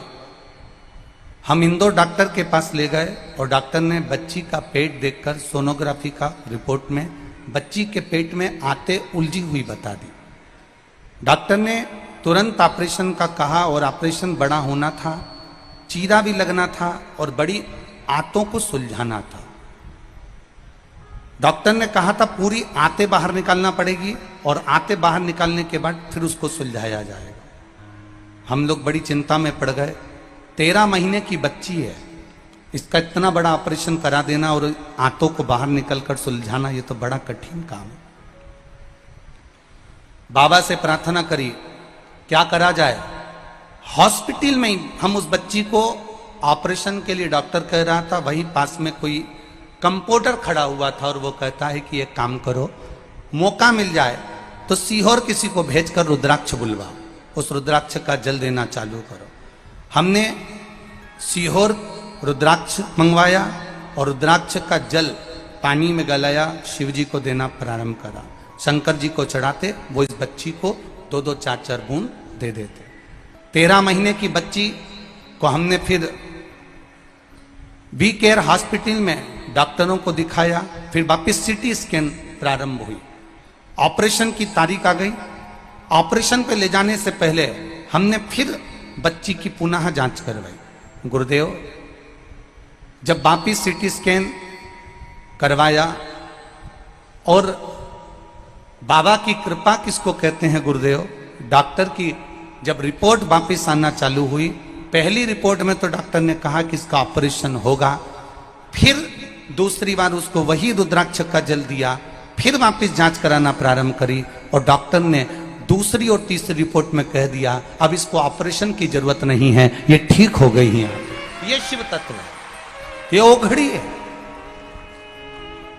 तेरी कृपा बिना न हिले एक भी अणु, लेते हैं श्वास तेरी कृपा से तनो।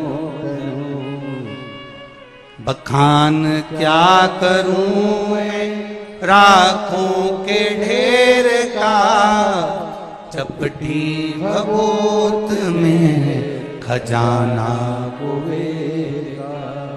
हे गंगाधार मुक्ति द्वार ओमकार, बोले ओमकार तू आयो शरण तिहारी शंभु तार तार को। ये विश्वास आपने अगर आदत डाल दी बच्चों की मंदिर तक जाने की, आपने आदत डाल दी अपने पति की मंदिर तक जाने की, आपने आदत डाल दी अपनी खुद की भी शिव तत्व तक जाने की, तो एक बात अपने ध्यान में लगा कर रखना, परिवार वाले जब तक तुम्हारे पास में धन है तब तक तुम्हारे साथी हैं, कुटुंब वाले जब तक तुम्हारे पास में दौलत है तब तक वो साथी हैं, दुनिया के लोग जब तक तुम्हारा समय अच्छा चल रहा है तब तक तुम्हारे साथी हैं, पर मेरा महादेव तो सुख में भी साथी है तो दुख में भी मेरा महादेव साथी है। वो सुख में भी है, वो दुख में भी।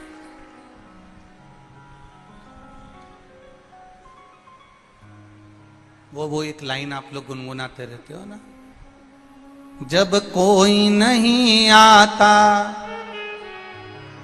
भोलेनाथ आता है, मेरे दुख के दिनों में वो बड़ा काम है। जब दुनिया का कोई ना आवे, सब तरह से जब हार जाओ, तब वो महादेव तुम्हारे साथ में है। ब्रह्मा मेरे ब्रह्मदेव ब्रह्मलोक में रहते हैं, मेरे भगवान विष्णु वैकुंठ लोक में रहते हैं, पर मृत्यु लोक का अगर कोई देव है तो वो देव अधिदेव महादेव है, बैठा है। ब्रज भूमि में भगवान कृष्ण पधारे तो महादेव जी से निवेदन करा, मैं ब्रज में आ रहा हूं, क्या आप वहां नहीं आओगे? भगवान कहने लगे, आप चिंता मत करो, हर पल पल में शिव आपको ब्रज में मिलेंगे। कभी भूतेश्वर, कभी गोपेश्वर, कभी यमनेश्वर, कभी चकलेश्वर के रूप में ब्रज की भूमि में मेरे महादेव विराजमान हो गए। जब वेंकटेश भगवान तिरुमाला के शिखर पर आए तो उन्होंने देवाधिदेव महादेव से कहा कि मैं पृथ्वी पर आ रहा हूं, मैं तिरुमाला के शिखर पर आ रहा हूं, क्या आप मुझे नहीं मिलोगे? शंकर भगवान कहते हैं, आप तिरुमाला पर बैठना, मैं कपिलेश्वर के रूप में जमीन पर नीचे बैठकर तुम्हारी रक्षा करने वाला बैठा हूं। जब बद्रीनाथ आए, भगवान नारायण बद्रीश में पहुंचे तो कहा मैं केदारेश्वर के रूप में विराजमान होऊंगा। भगवान कृष्ण कहते हैं, मैं द्वारका में जा रहा हूं, क्या आप वहां नहीं आओगे? भगवान कहते हैं, मैं नागेश्वर और सोमनाथ के रूप में विराजमान रहूंगा। ऐसा कोई स्थान, ऐसी कोई भूमि जहां मेरा देव अधिदेव महादेव है ही नहीं,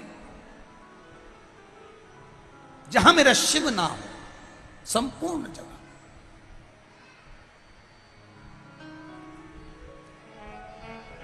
करो प्रयास,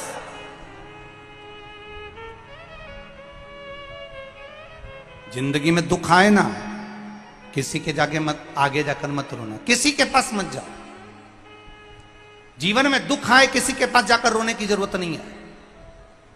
पति ने कह दिया, सास ने कह दिया, ससुर ने कह दिया, बहू ने ये कह दिया, नातेदार ने कह दिया, रिश्तेदार ने ये कह दिया, किसी से मत कहो कि मेरे जीवन में ये दुख आन पड़ा। जब सारी दुनिया के लोग कष्ट देने लगे तब विश्वास रखना कि वो बैठा है, अभी वो आएगा, आएगा। और मेरा महादेव मेरे दुख के घड़ी में, पल में, क्षण में मेरे सामने आएगा।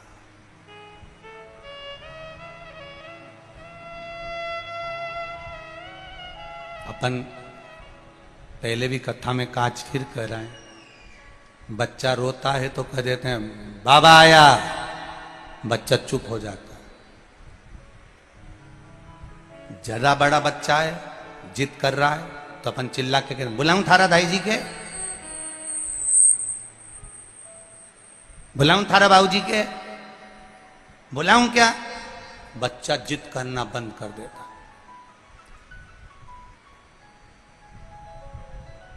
बुलाऊं क्या? बस बच्चे ने जिद करना बंद कर दिया। छोटा बच्चा रो रहा है तो कह दिया बाबा आ रहा है, बच्चा चुप हो गया।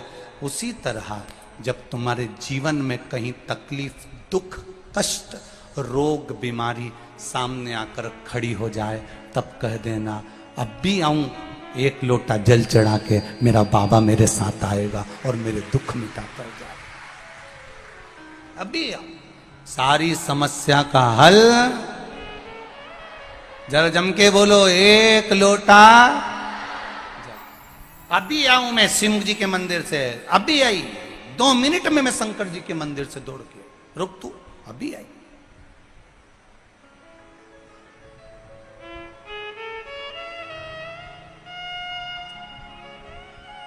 एक पत्र आया है, कल की कथा में लिखा उसने।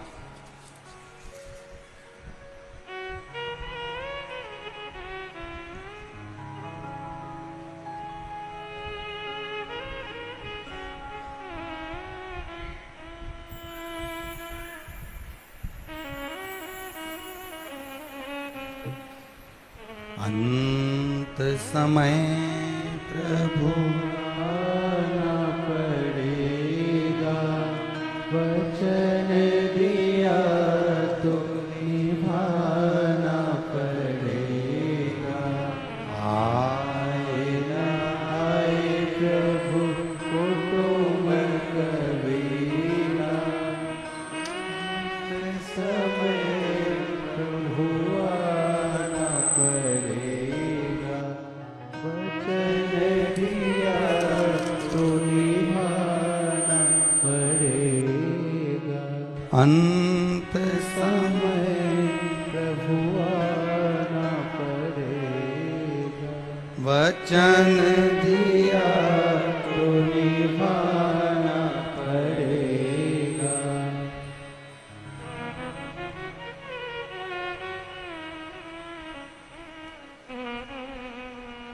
मैं उमा मकवाना, गांव बिजूर, जिला धार से हूं। कहीं बैठी हो तो हाथ हिलाइएगा। मैं उमा मकवाना, गांव बिजूर, जिला धार से हूं। मेरे बेटे को पथरी हो गई थी। मैंने उसे बहुत से अस्पताल में दिखाया। सभी ने हॉस्पिटल में ऑपरेशन करने का बोला सोनोग्राफी के अनुसार, पर बेटा कभी शिव मंदिर नहीं जाता था, कभी शंकर भगवान के मंदिर में बेटा नहीं जाता, शिव जी को जल नहीं चढ़ाता। मेरा विश्वास था भोलेनाथ जी पर। मैंने शंकर जी को जल चढ़ाना प्रारंभ करा, बेलपत्री लाकर उस बेटे को देना चालू करा। उसने पहले तो बेलपत्री खाई नहीं, रख दी, अलमारी के ऊपर पटक दी, खाई नहीं। फिर मैंने देखा कि अलमारी पर बेलपत्र पड़ी है, उसको मैंने उठाकर पीस कर बेटे को दे दी। बेलपत्र खिलाने की आदत डाली। गुरुदेव, रात्रि के 11 ही बजे थे, 3 दिन ही निकले थे और बेटे की पथरी यूरिन के माध्यम से निकलकर बाहर हो गई और बेटे को भी विश्वास जागृत हो गया कि शिव कुछ है। अब मेरा बेटा भी रोज मंदिर जाता है और जल चढ़ाकर आता है। ये शिव तत्व, ये शंकर औघड़ी है। एक पत्र में किसी ने लिखा है कि बाबा देवादिदेव महादेव पर जल चढ़ाने का, उस जल की महत्वता को जानने का मौका मिला है शिव तत्व के माध्यम से। पहचानो उसको। ऋषि अथर्व कुछ नहीं कर रहे हैं, केवल बेलपत्री के पेड़ के आसपास में क्यारी बनाकर उसकी पूजन कर रहे हैं। कुछ मत बन रहे तुमसे करते। आप शंकर भगवान को एक लोटा जल नहीं चढ़ा सकते, आप शंकर भगवान को एक बेलपत्र नहीं चढ़ा सकते, आप शंकर भगवान को एक चावल का दाना नहीं चढ़ा सकते, आप शंकर भगवान के मंदिर तक भी नहीं जा सकते। तो शिव महापुराण की कथा कहती है उसके शिखर का दर्शन मात्र कर लिया तो भी देवादिदेव महादेव कृपा कर दिया। केवल शिखर का दर्शनम, शिखर दर्शनम सर्व पाप नाशनम। मात्र शिखर का दर्शन कर कर भी हम सुख पा सकते हैं, केवल शिखर। ऋषि अथर्व और शांति देवी दोनों बैठे हैं। शांति देवी ने अपने पति से प्रश्न किया। यह प्रश्न आपके जीवन में भी होना चाहिए। कभी कभी एकांत में बैठो, पति तुम्हारे साथ बैठा हो, बच्चे तुम्हारे साथ बैठे हो, परिवार वाले तुम्हारे साथ बैठे हो, तो नियम बना लो कि 5 मिनट दिन भर 24 घंटे में सबकी चर्चा करो, तो 1 मिनट ऐसा निकालो जिस 1 मिनट में हम परमात्मा की चर्चा करें, 1 मिनट में हम भगवान की चर्चा करें। 1 मिनट निकाल लो बस ऐसा। 24 घंटे में से 1 मिनट भी अगर भगवान की चर्चा का तुमने निकाल लिया, 1 मिनट भी भगवान की कथा का, भजन का, कीर्तन का, स्मरण का निकाल लिया, तुम्हारा जीवन सार्थक हो गया। और मेरी माताओं से निवेदन है 24 घंटे मंदिर में जाकर मत बैठना। मेरी माताओं से निवेदन है कोई तीर्थ में जाकर तुम 24 घंटे मत बैठो, तुम घर छोड़कर कहीं मत जाओ। मेरी माताओं से निवेदन है कितना भी झगड़ा हो जाए, घर में कितनी भी लड़ाई हो जाए, तो भी तुम अड़ के बैठी रहना। घर के लोग के तेरे बाप के घर जा, तेरे पिता के घर जा, तो भी तुम अड़ के कह देना नहीं जाऊंगी मैं तो यहीं छाती पे मुंह दलूंगी, नहीं जाऊंगी। नहीं जाना तो नहीं जाना, बस इतना सा निवेदन है। अपना घर, अपना परिवार, अपना कुटुंब, अपना घर छोड़कर कहीं नहीं जाना। घर में रहो, परिवार में रहो, कुटुंब में रहो, कबीले में रहो। बस अगर मंदिर तक भी परिवार के लोग नहीं जाने दें तो घर में बैठकर भगवान की भक्ति श्री शिवा बोलो बोलो बोलो, श्री शिवा नमस्तु, श्री शिवाय नमस्तु, श्री शिवाय नमस्तु, श्री शिवाय नमस्तु, श्री शिवाय नमस्तु। बीच में जब जब तुम्हें समय मिल जाए, और भोजन बना रही हो श्री शिवाय नमस्तुभ्यं, कपड़े धो रही हो श्री शिवाय नमस्तुभ्यं, जिस कार्य में लगी हो उस कार्य में भगवत भजन में लगे रहो, उस कार्य में तुम भगवत कीर्तन में लगे रहो, इस स्मरण में लगे।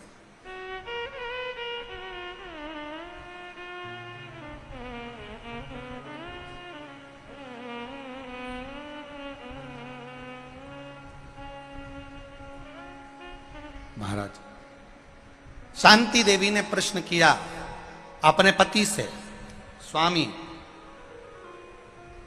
निवेदन एक,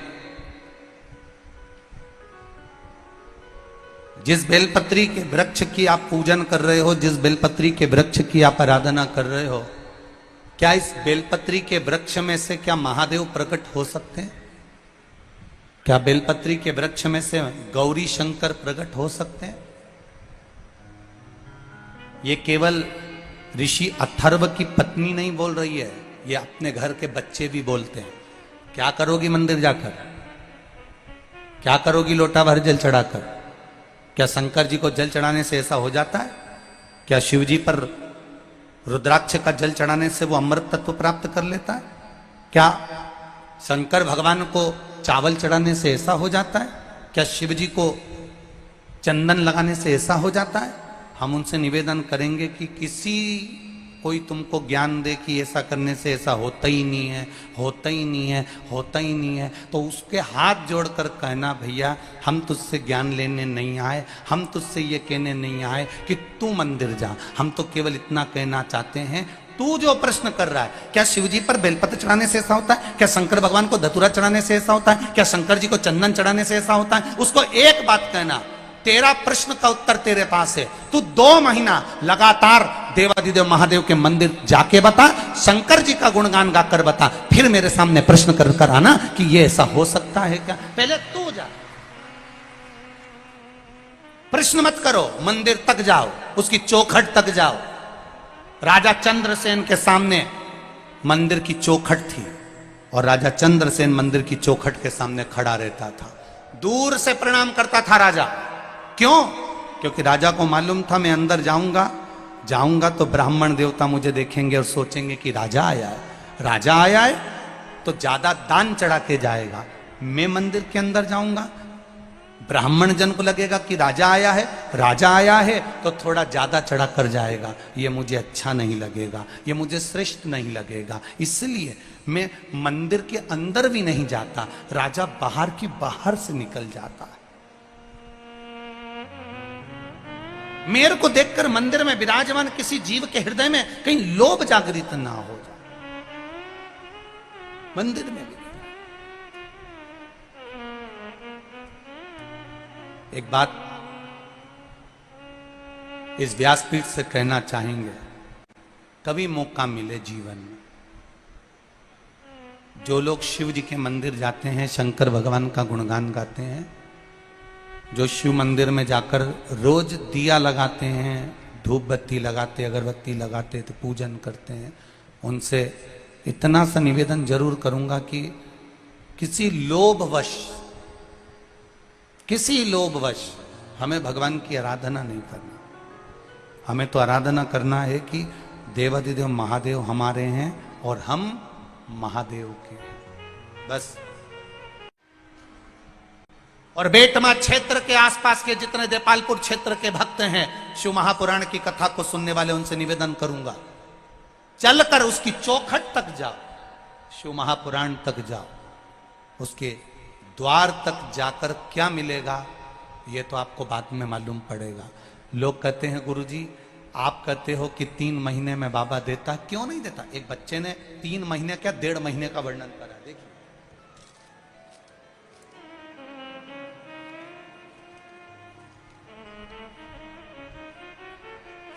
मैं अभिषेक परमार, निवासी बेटमा, इंदौर, मध्य प्रदेश।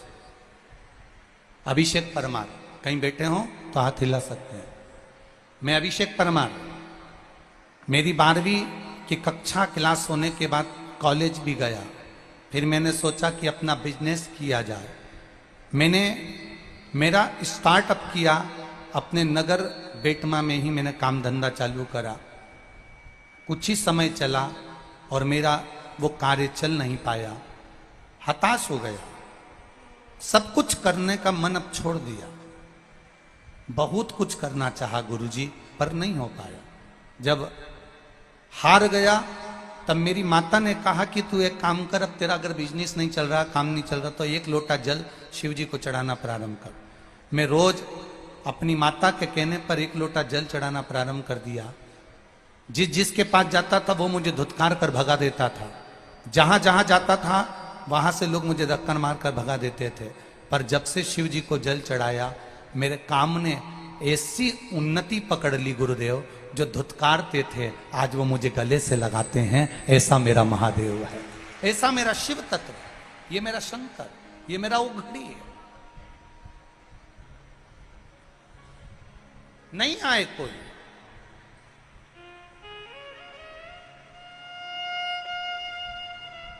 अकेले हो, जीवन का सारा दुख तकलीफ कष्ट रोग बीमारी सब आएगा।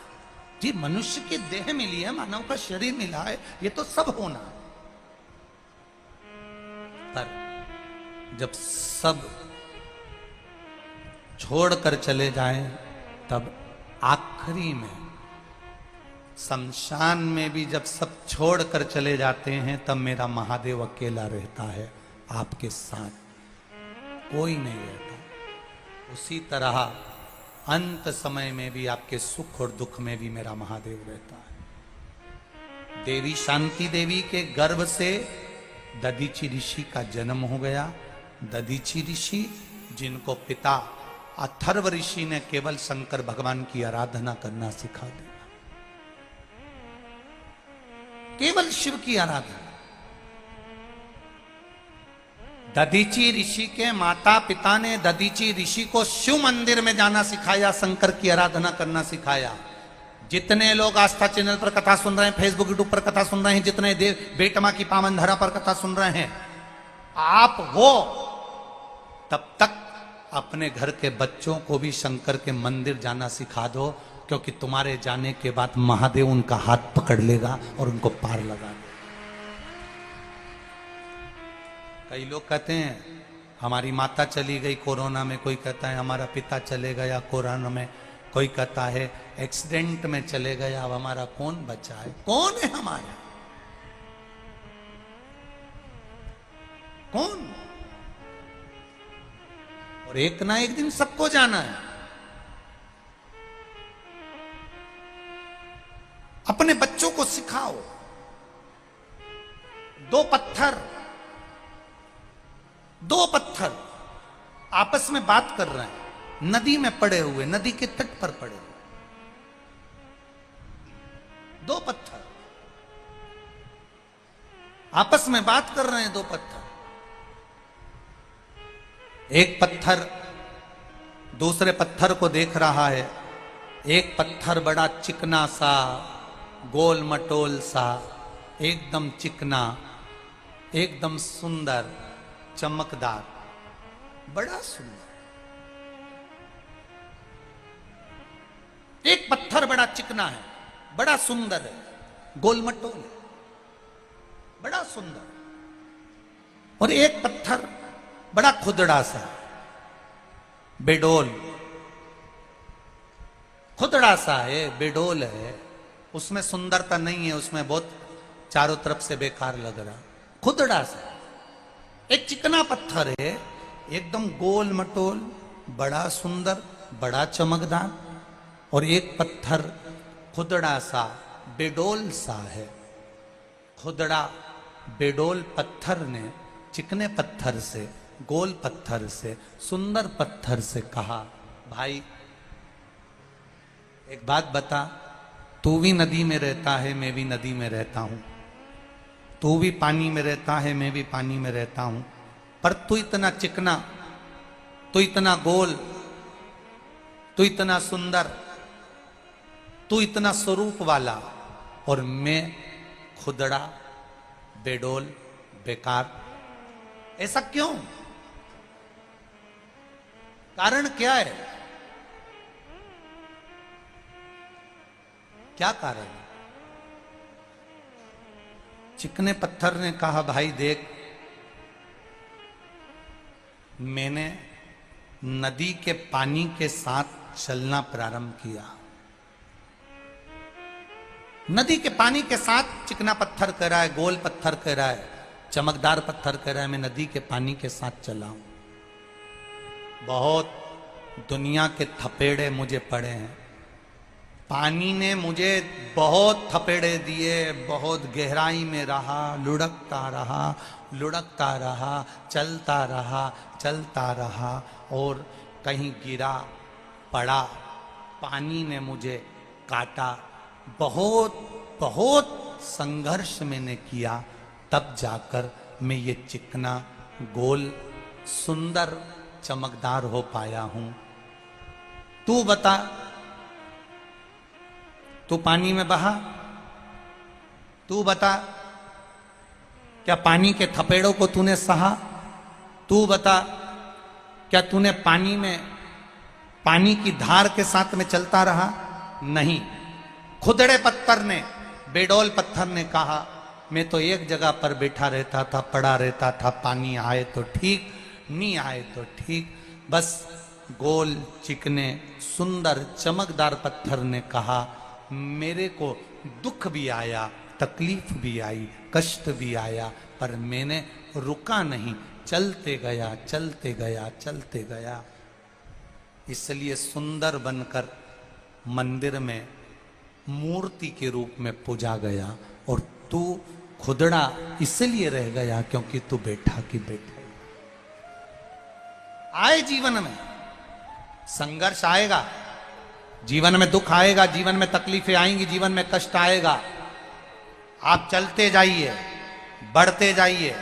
दुनिया के लोग आप पर ताने देंगे, दुनिया के लोग आपको गाली देंगे, दुनिया के लोग आपको अपशब्द कहेंगे, दुनिया के लोग आपको आड़ा टेढ़ा बोलेंगे, दुनिया के लोग आपको दिन रात कोसेंगे, तो भी तुम्हें पानी के वेग के साथ में चलते जाना है, चलते जाना है। जब चलते जाओगे तो एक दिन मंदिर की मूर्त के रूप में पूजा जाओगे। जो रुक गया वो हार गया, रुक गया जो हार गया। चलो बढ़ो, कहे कहने वाले। आग लगे बस्ती में, बोलो बोलो जम के बोलो जरा, अपन रहो मस्ती। हाँ, किसके चक्कर में पड़ना होती। एक सास ने एक बहू से कहा, सुन, नई नवेली बहू थी, पढ़ी लिखी, शहर की गांव में आ गई। अब शहर की बहू गांव में आई तो कहा कि बेटा तू पढ़ी लिखी है, तुझे मक्खन बिलोना आता है?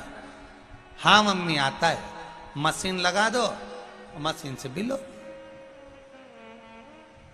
ठीक है, मैं तेरे लिए एक मशीन खरीद के ला दूंगी मक्खन की, पर अभी तो तू हाथ से बिलो लेगी ना बेटा? हाँ मम्मी। कैसे बिलोते हैं? सास बैठ गई, मटकी सामने रखकर ऐसे रस्सी से बिलोने लगी। बहू को भी दिखा दिया, देख इसमें ऐसा ऐसे बिलोना है और छाछ को ऐसे बिलोती रहना। हाँ मम्मी। अब नई नवेली बहू, छोटी सी बिंदी लगी, सिर पे पल्लू डला, कान में कुंडल पहना, गले में हरवा, हाथ में चुड़ला, बैठ गई पाटा के ऊपर और बिलोती रही बिलोती रही बिलोती रही, बिलोते बिलोते। अब बहू ने कभी जिंदगी में ऐसा मक्खन तो नहीं निकाला था। उसकी मम्मी मशीन लगा देती थी शहर में, मक्खन निकाल लेती। अब इसने जो मक्खन निकला तो मटकी के अंदर जो देखा कि मक्खन आया, प्रसन्न हो गई कि जिंदगी में पहली बार तो मक्खन निकाला और इतनी जल्दी आ गया, तो बड़ी खुश हुई। हवाई लगा दी सासू को, सासू मां, सासू मां, हाँ बेटा मक्खन आ गया। जो बोली मक्खन आ गया, सास गुस्से में लाल झड़झड़ाती हुई आई, सिर पे पल्लू लेके एक दिया धर के। कल की आई ससुर का नाम लेती है। अब इसको क्या मालूम था कि मेरे ससुर का नाम मक्खन है।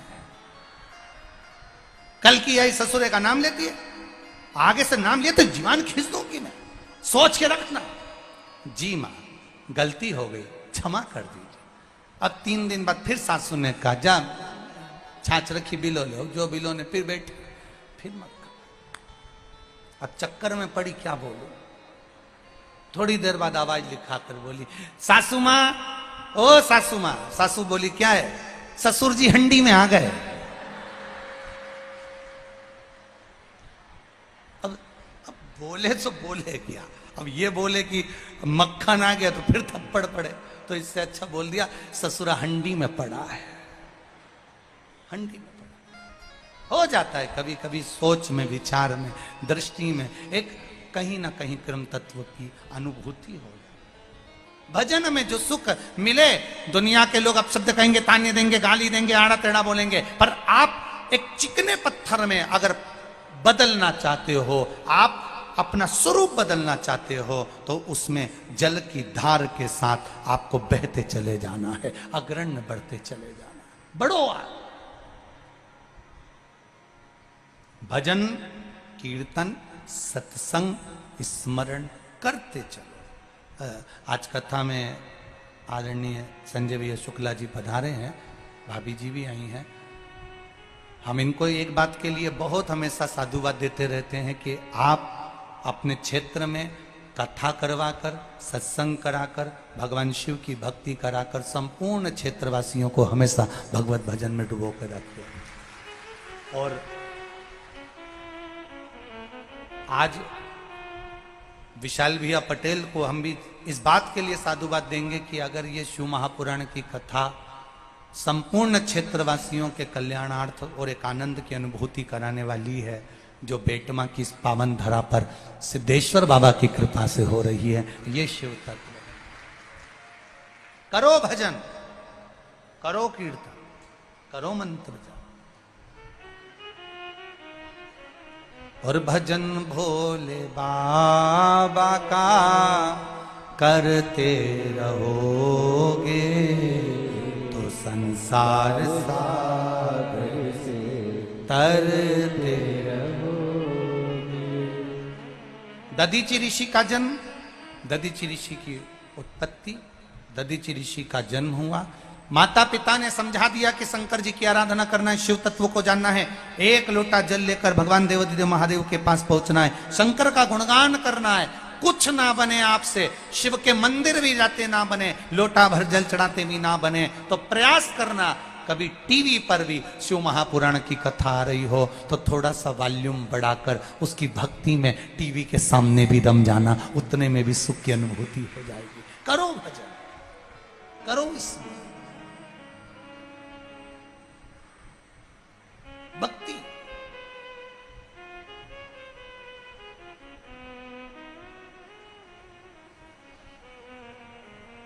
दधीचि बाबा लग गए विश्व भक्ति,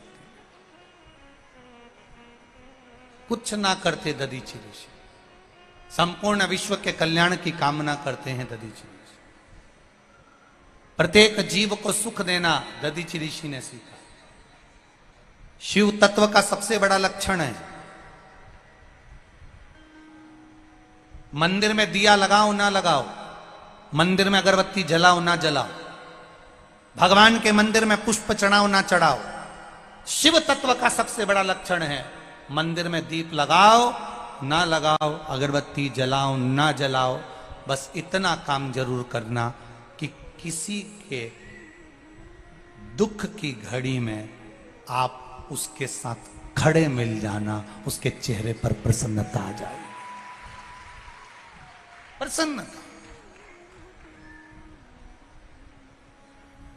उसकी दुख की घड़ी में थोड़ी देर खड़े रहिए।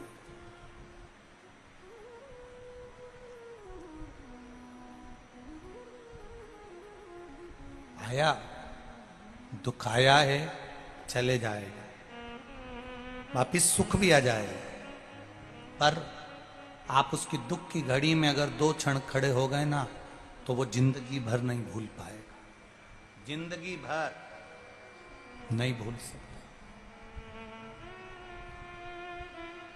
जिंदगी भर। आप खड़े होइए उसकी दुख की घड़ी में।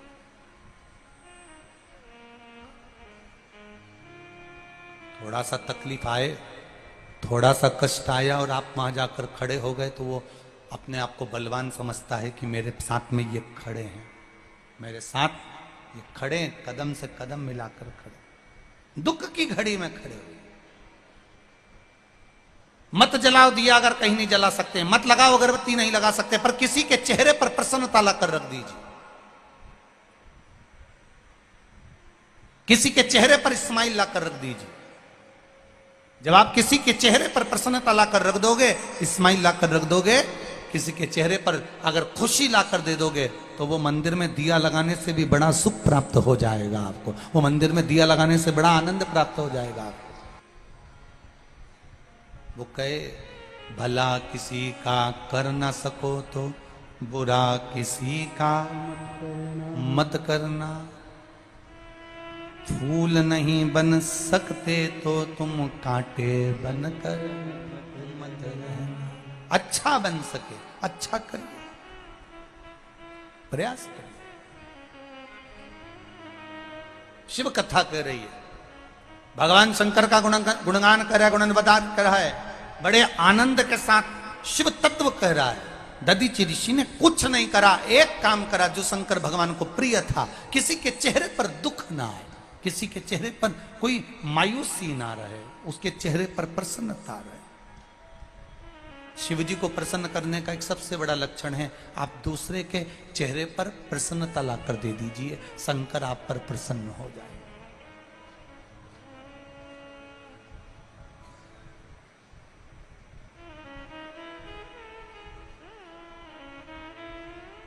बहुत विचित्र संसार है, बहुत विचित्र संसार। आज के जमाने में प्रत्येक व्यक्ति किसी न किसी के पांव को खींचने में लगा हुआ है, बस खींचने वाला पांव खींचता रहे, तुम इस हाथ को परमार्थ के कार्य में लगाते रहो, वो पांव खींचता रहेगा, ऊपर वाला हाथ खींचता रहेगा, लगाते रहो।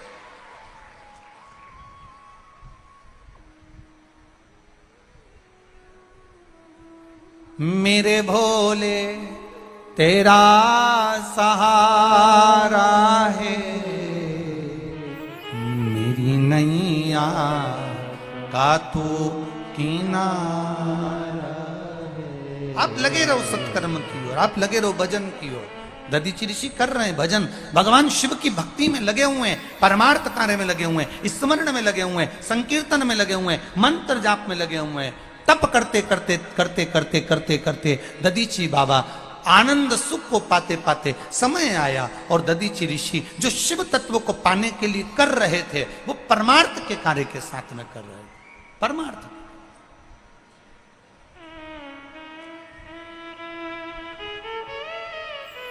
दो चीजें होती हैं, एक व्यक्ति भजन करता है तो भगवान के लिए करता है, और दूसरा व्यक्ति ऐसा होता है जो भजन करता है तो दिखावे के लिए करता है। शंकर भगवान के मंदिर में जब भी जाना एक लोटा जल चढ़ाने के लिए, तुम ये मत सोचकर जाना कि मुझे कौन देख रहा है, मुझे कौन देख रहा है, ये सोचकर जल चढ़ाने नहीं जाना। शिव जी के मंदिर में जाना तो ये विचार कर कर जाना कि मुझे महादेव देख रहा है और मैं महादेव को देख रही हूं, बस इससे ज्यादा कोई नहीं देख रहा।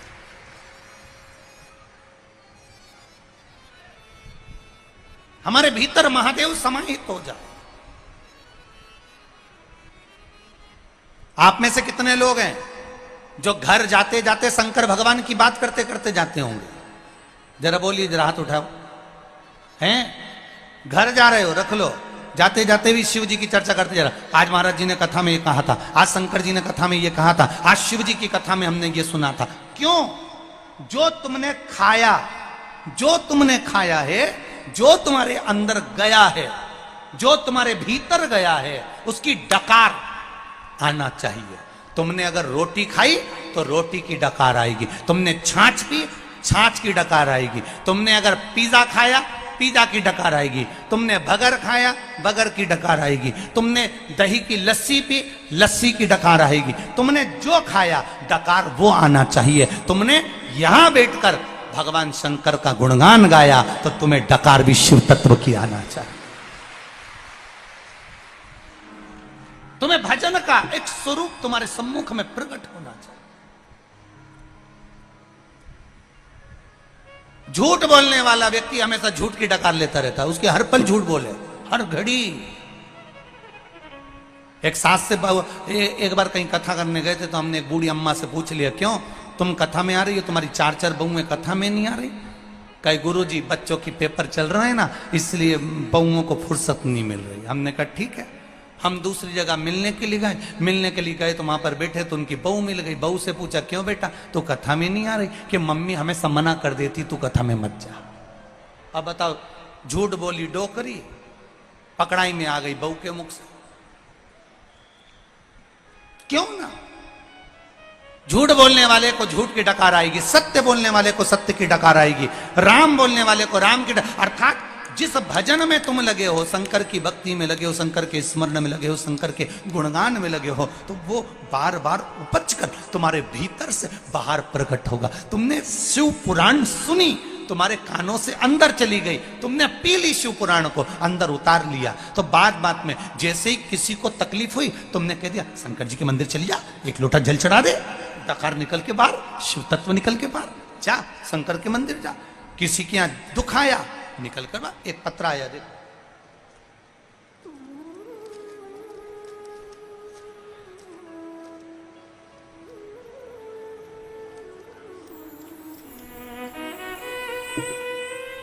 ये पत्र देखिए।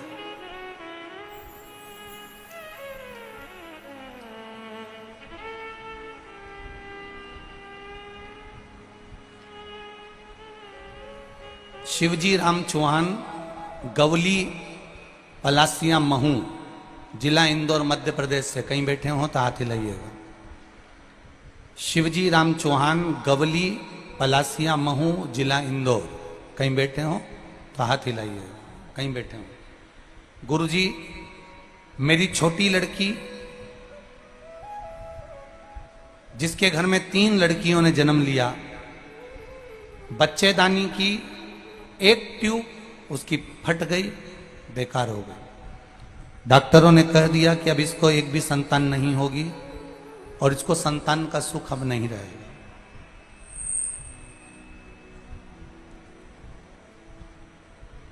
ऑपरेशन का डॉक्टर ने बोल दिया और कहा कि इसकी बच्चेदानी भी खराब हो गई है, इसको संतान का सुख नहीं है। बेटी के घर में 3 बेटियां थीं।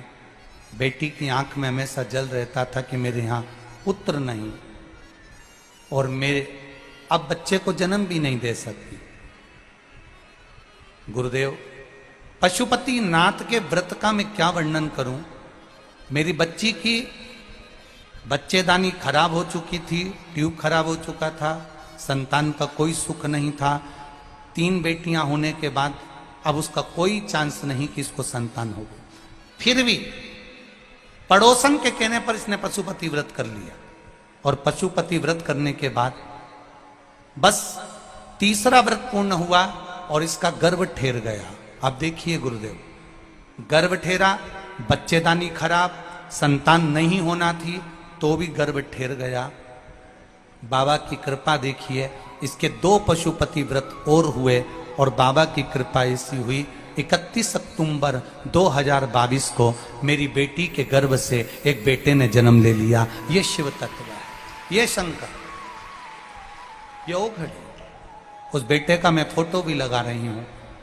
बेटे ने जन्म लिया, डॉक्टर ने कहा कि तुम्हारी बेटी का गर्भाशय खराब था, संतान जो हुई है इस बच्चे के फेफड़े काम नहीं कर रहे हैं, ये बच्चा दूसरे बच्चे जैसा नहीं रहेगा, बच्चा हाथ पैर से विकलांग रहेगा, ये बच्चा स्वस्थ नहीं रहेगा। गुरुदेव सुनते से ही घर का व्यक्ति सीहोर गया, कुबेरेश्वर धाम पर जाकर बाबा से विनती करी, वहां कंकर शंकर को प्रणाम कर कर बाबा से मांग कर एक बेलपत्र और एक रुद्राक्ष लेकर आ गए।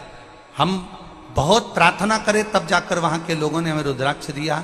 हम उस रुद्राक्ष को लाए, पानी में गलाकर शिव जी को चढ़ाए, उसको बच्चे के शरीर पे लगाना प्रारंभ करा कि बाबा इसके फेफड़े खराब हैं और बच्चा हाथ पैर से विकलांग रहेगा, ये डॉक्टर कह रहे हैं। गुरुदेव बाबा का क्या गुणगान करूं, मेरे जो बच्चा है वो हाथ पैर से भी ठीक हो गया और डॉक्टर कह रहे हैं उसका फेफड़ा भी काम करना प्रारंभ कर दिया। ये शिव तत्व जिसका फोटो में उस बच्चे का लगा रहे। इसलिए बेटमा में हम यहां प्रणाम करने के लिए बाबा को आए। हर हर शिव तत्व को जान कहे, आपका भजन, आपकी भक्ति, आपकी दृढ़ता, आपका विश्वास जब प्रबल हो तो उसका एक आनंद अपने आप समाहित, अपने आप। शिव महापुराण की कथा कहती, दधीचि ऋषि ने अपने भजन के बल को बढ़ाया और दधीचि ऋषि के भजन के बल को जो बढ़ाया, केवल भजन का बल कैसे बढ़ सकता है? तो शिव कथा कह रही है कि परमार्थ का कार्य कर कर कितना कितना ये बेटमा नगर के, आप थोड़ी थोड़ी दूर पर जाके देखो, बेटमा नगर के एक एक व्यक्ति ने पानी के प्याऊ खोल रखे हैं। थोड़ी थोड़ी दूर पर जाकर देखो, कोई पोहा बांट रहा है, कोई सामग्री बांट रहा है, कोई कुछ बांट रहा है। भक्तों के लिए कितनी व्यवस्था करके रखी। एक बार बेटमा वासियों के लिए जोरदार ताली बजाकर स्वागत करें। आज इन्होंने अपने धन का सदुपयोग करा है। कमाने के लिए तो जिंदगी पड़ी है, दुकान चलाने के लिए जिंदगी पड़ी है, जोड़ जोड़ कर अलमारी में रखने के लिए जिंदगी पड़ी है, पर आज इन शिव भक्तों के लिए, जो शंकर के गण हैं, जो कथा सुनने आ रहे हैं, इन शिव भक्त के लिए जिन्होंने अपनी तिजोरियों के खजाने खोल दिए हैं, बाबा उनके घर में वैसे ही कुबेर का भंडार भर देगा। ये शिव तत्व है, यह औघड़ी है। धन्यता है आपकी, बहुत बहुत साधु बात है, बहुत बहुत साधु। शिव तत्व है महाराज शंकर। दधीचि बाबा ने परमार्थ कार्य, भजन किए, स्मरण किए, कीर्तन, मंत्र जाप और साथ में कुछ परमार्थ का कार्य करते रहो। करो।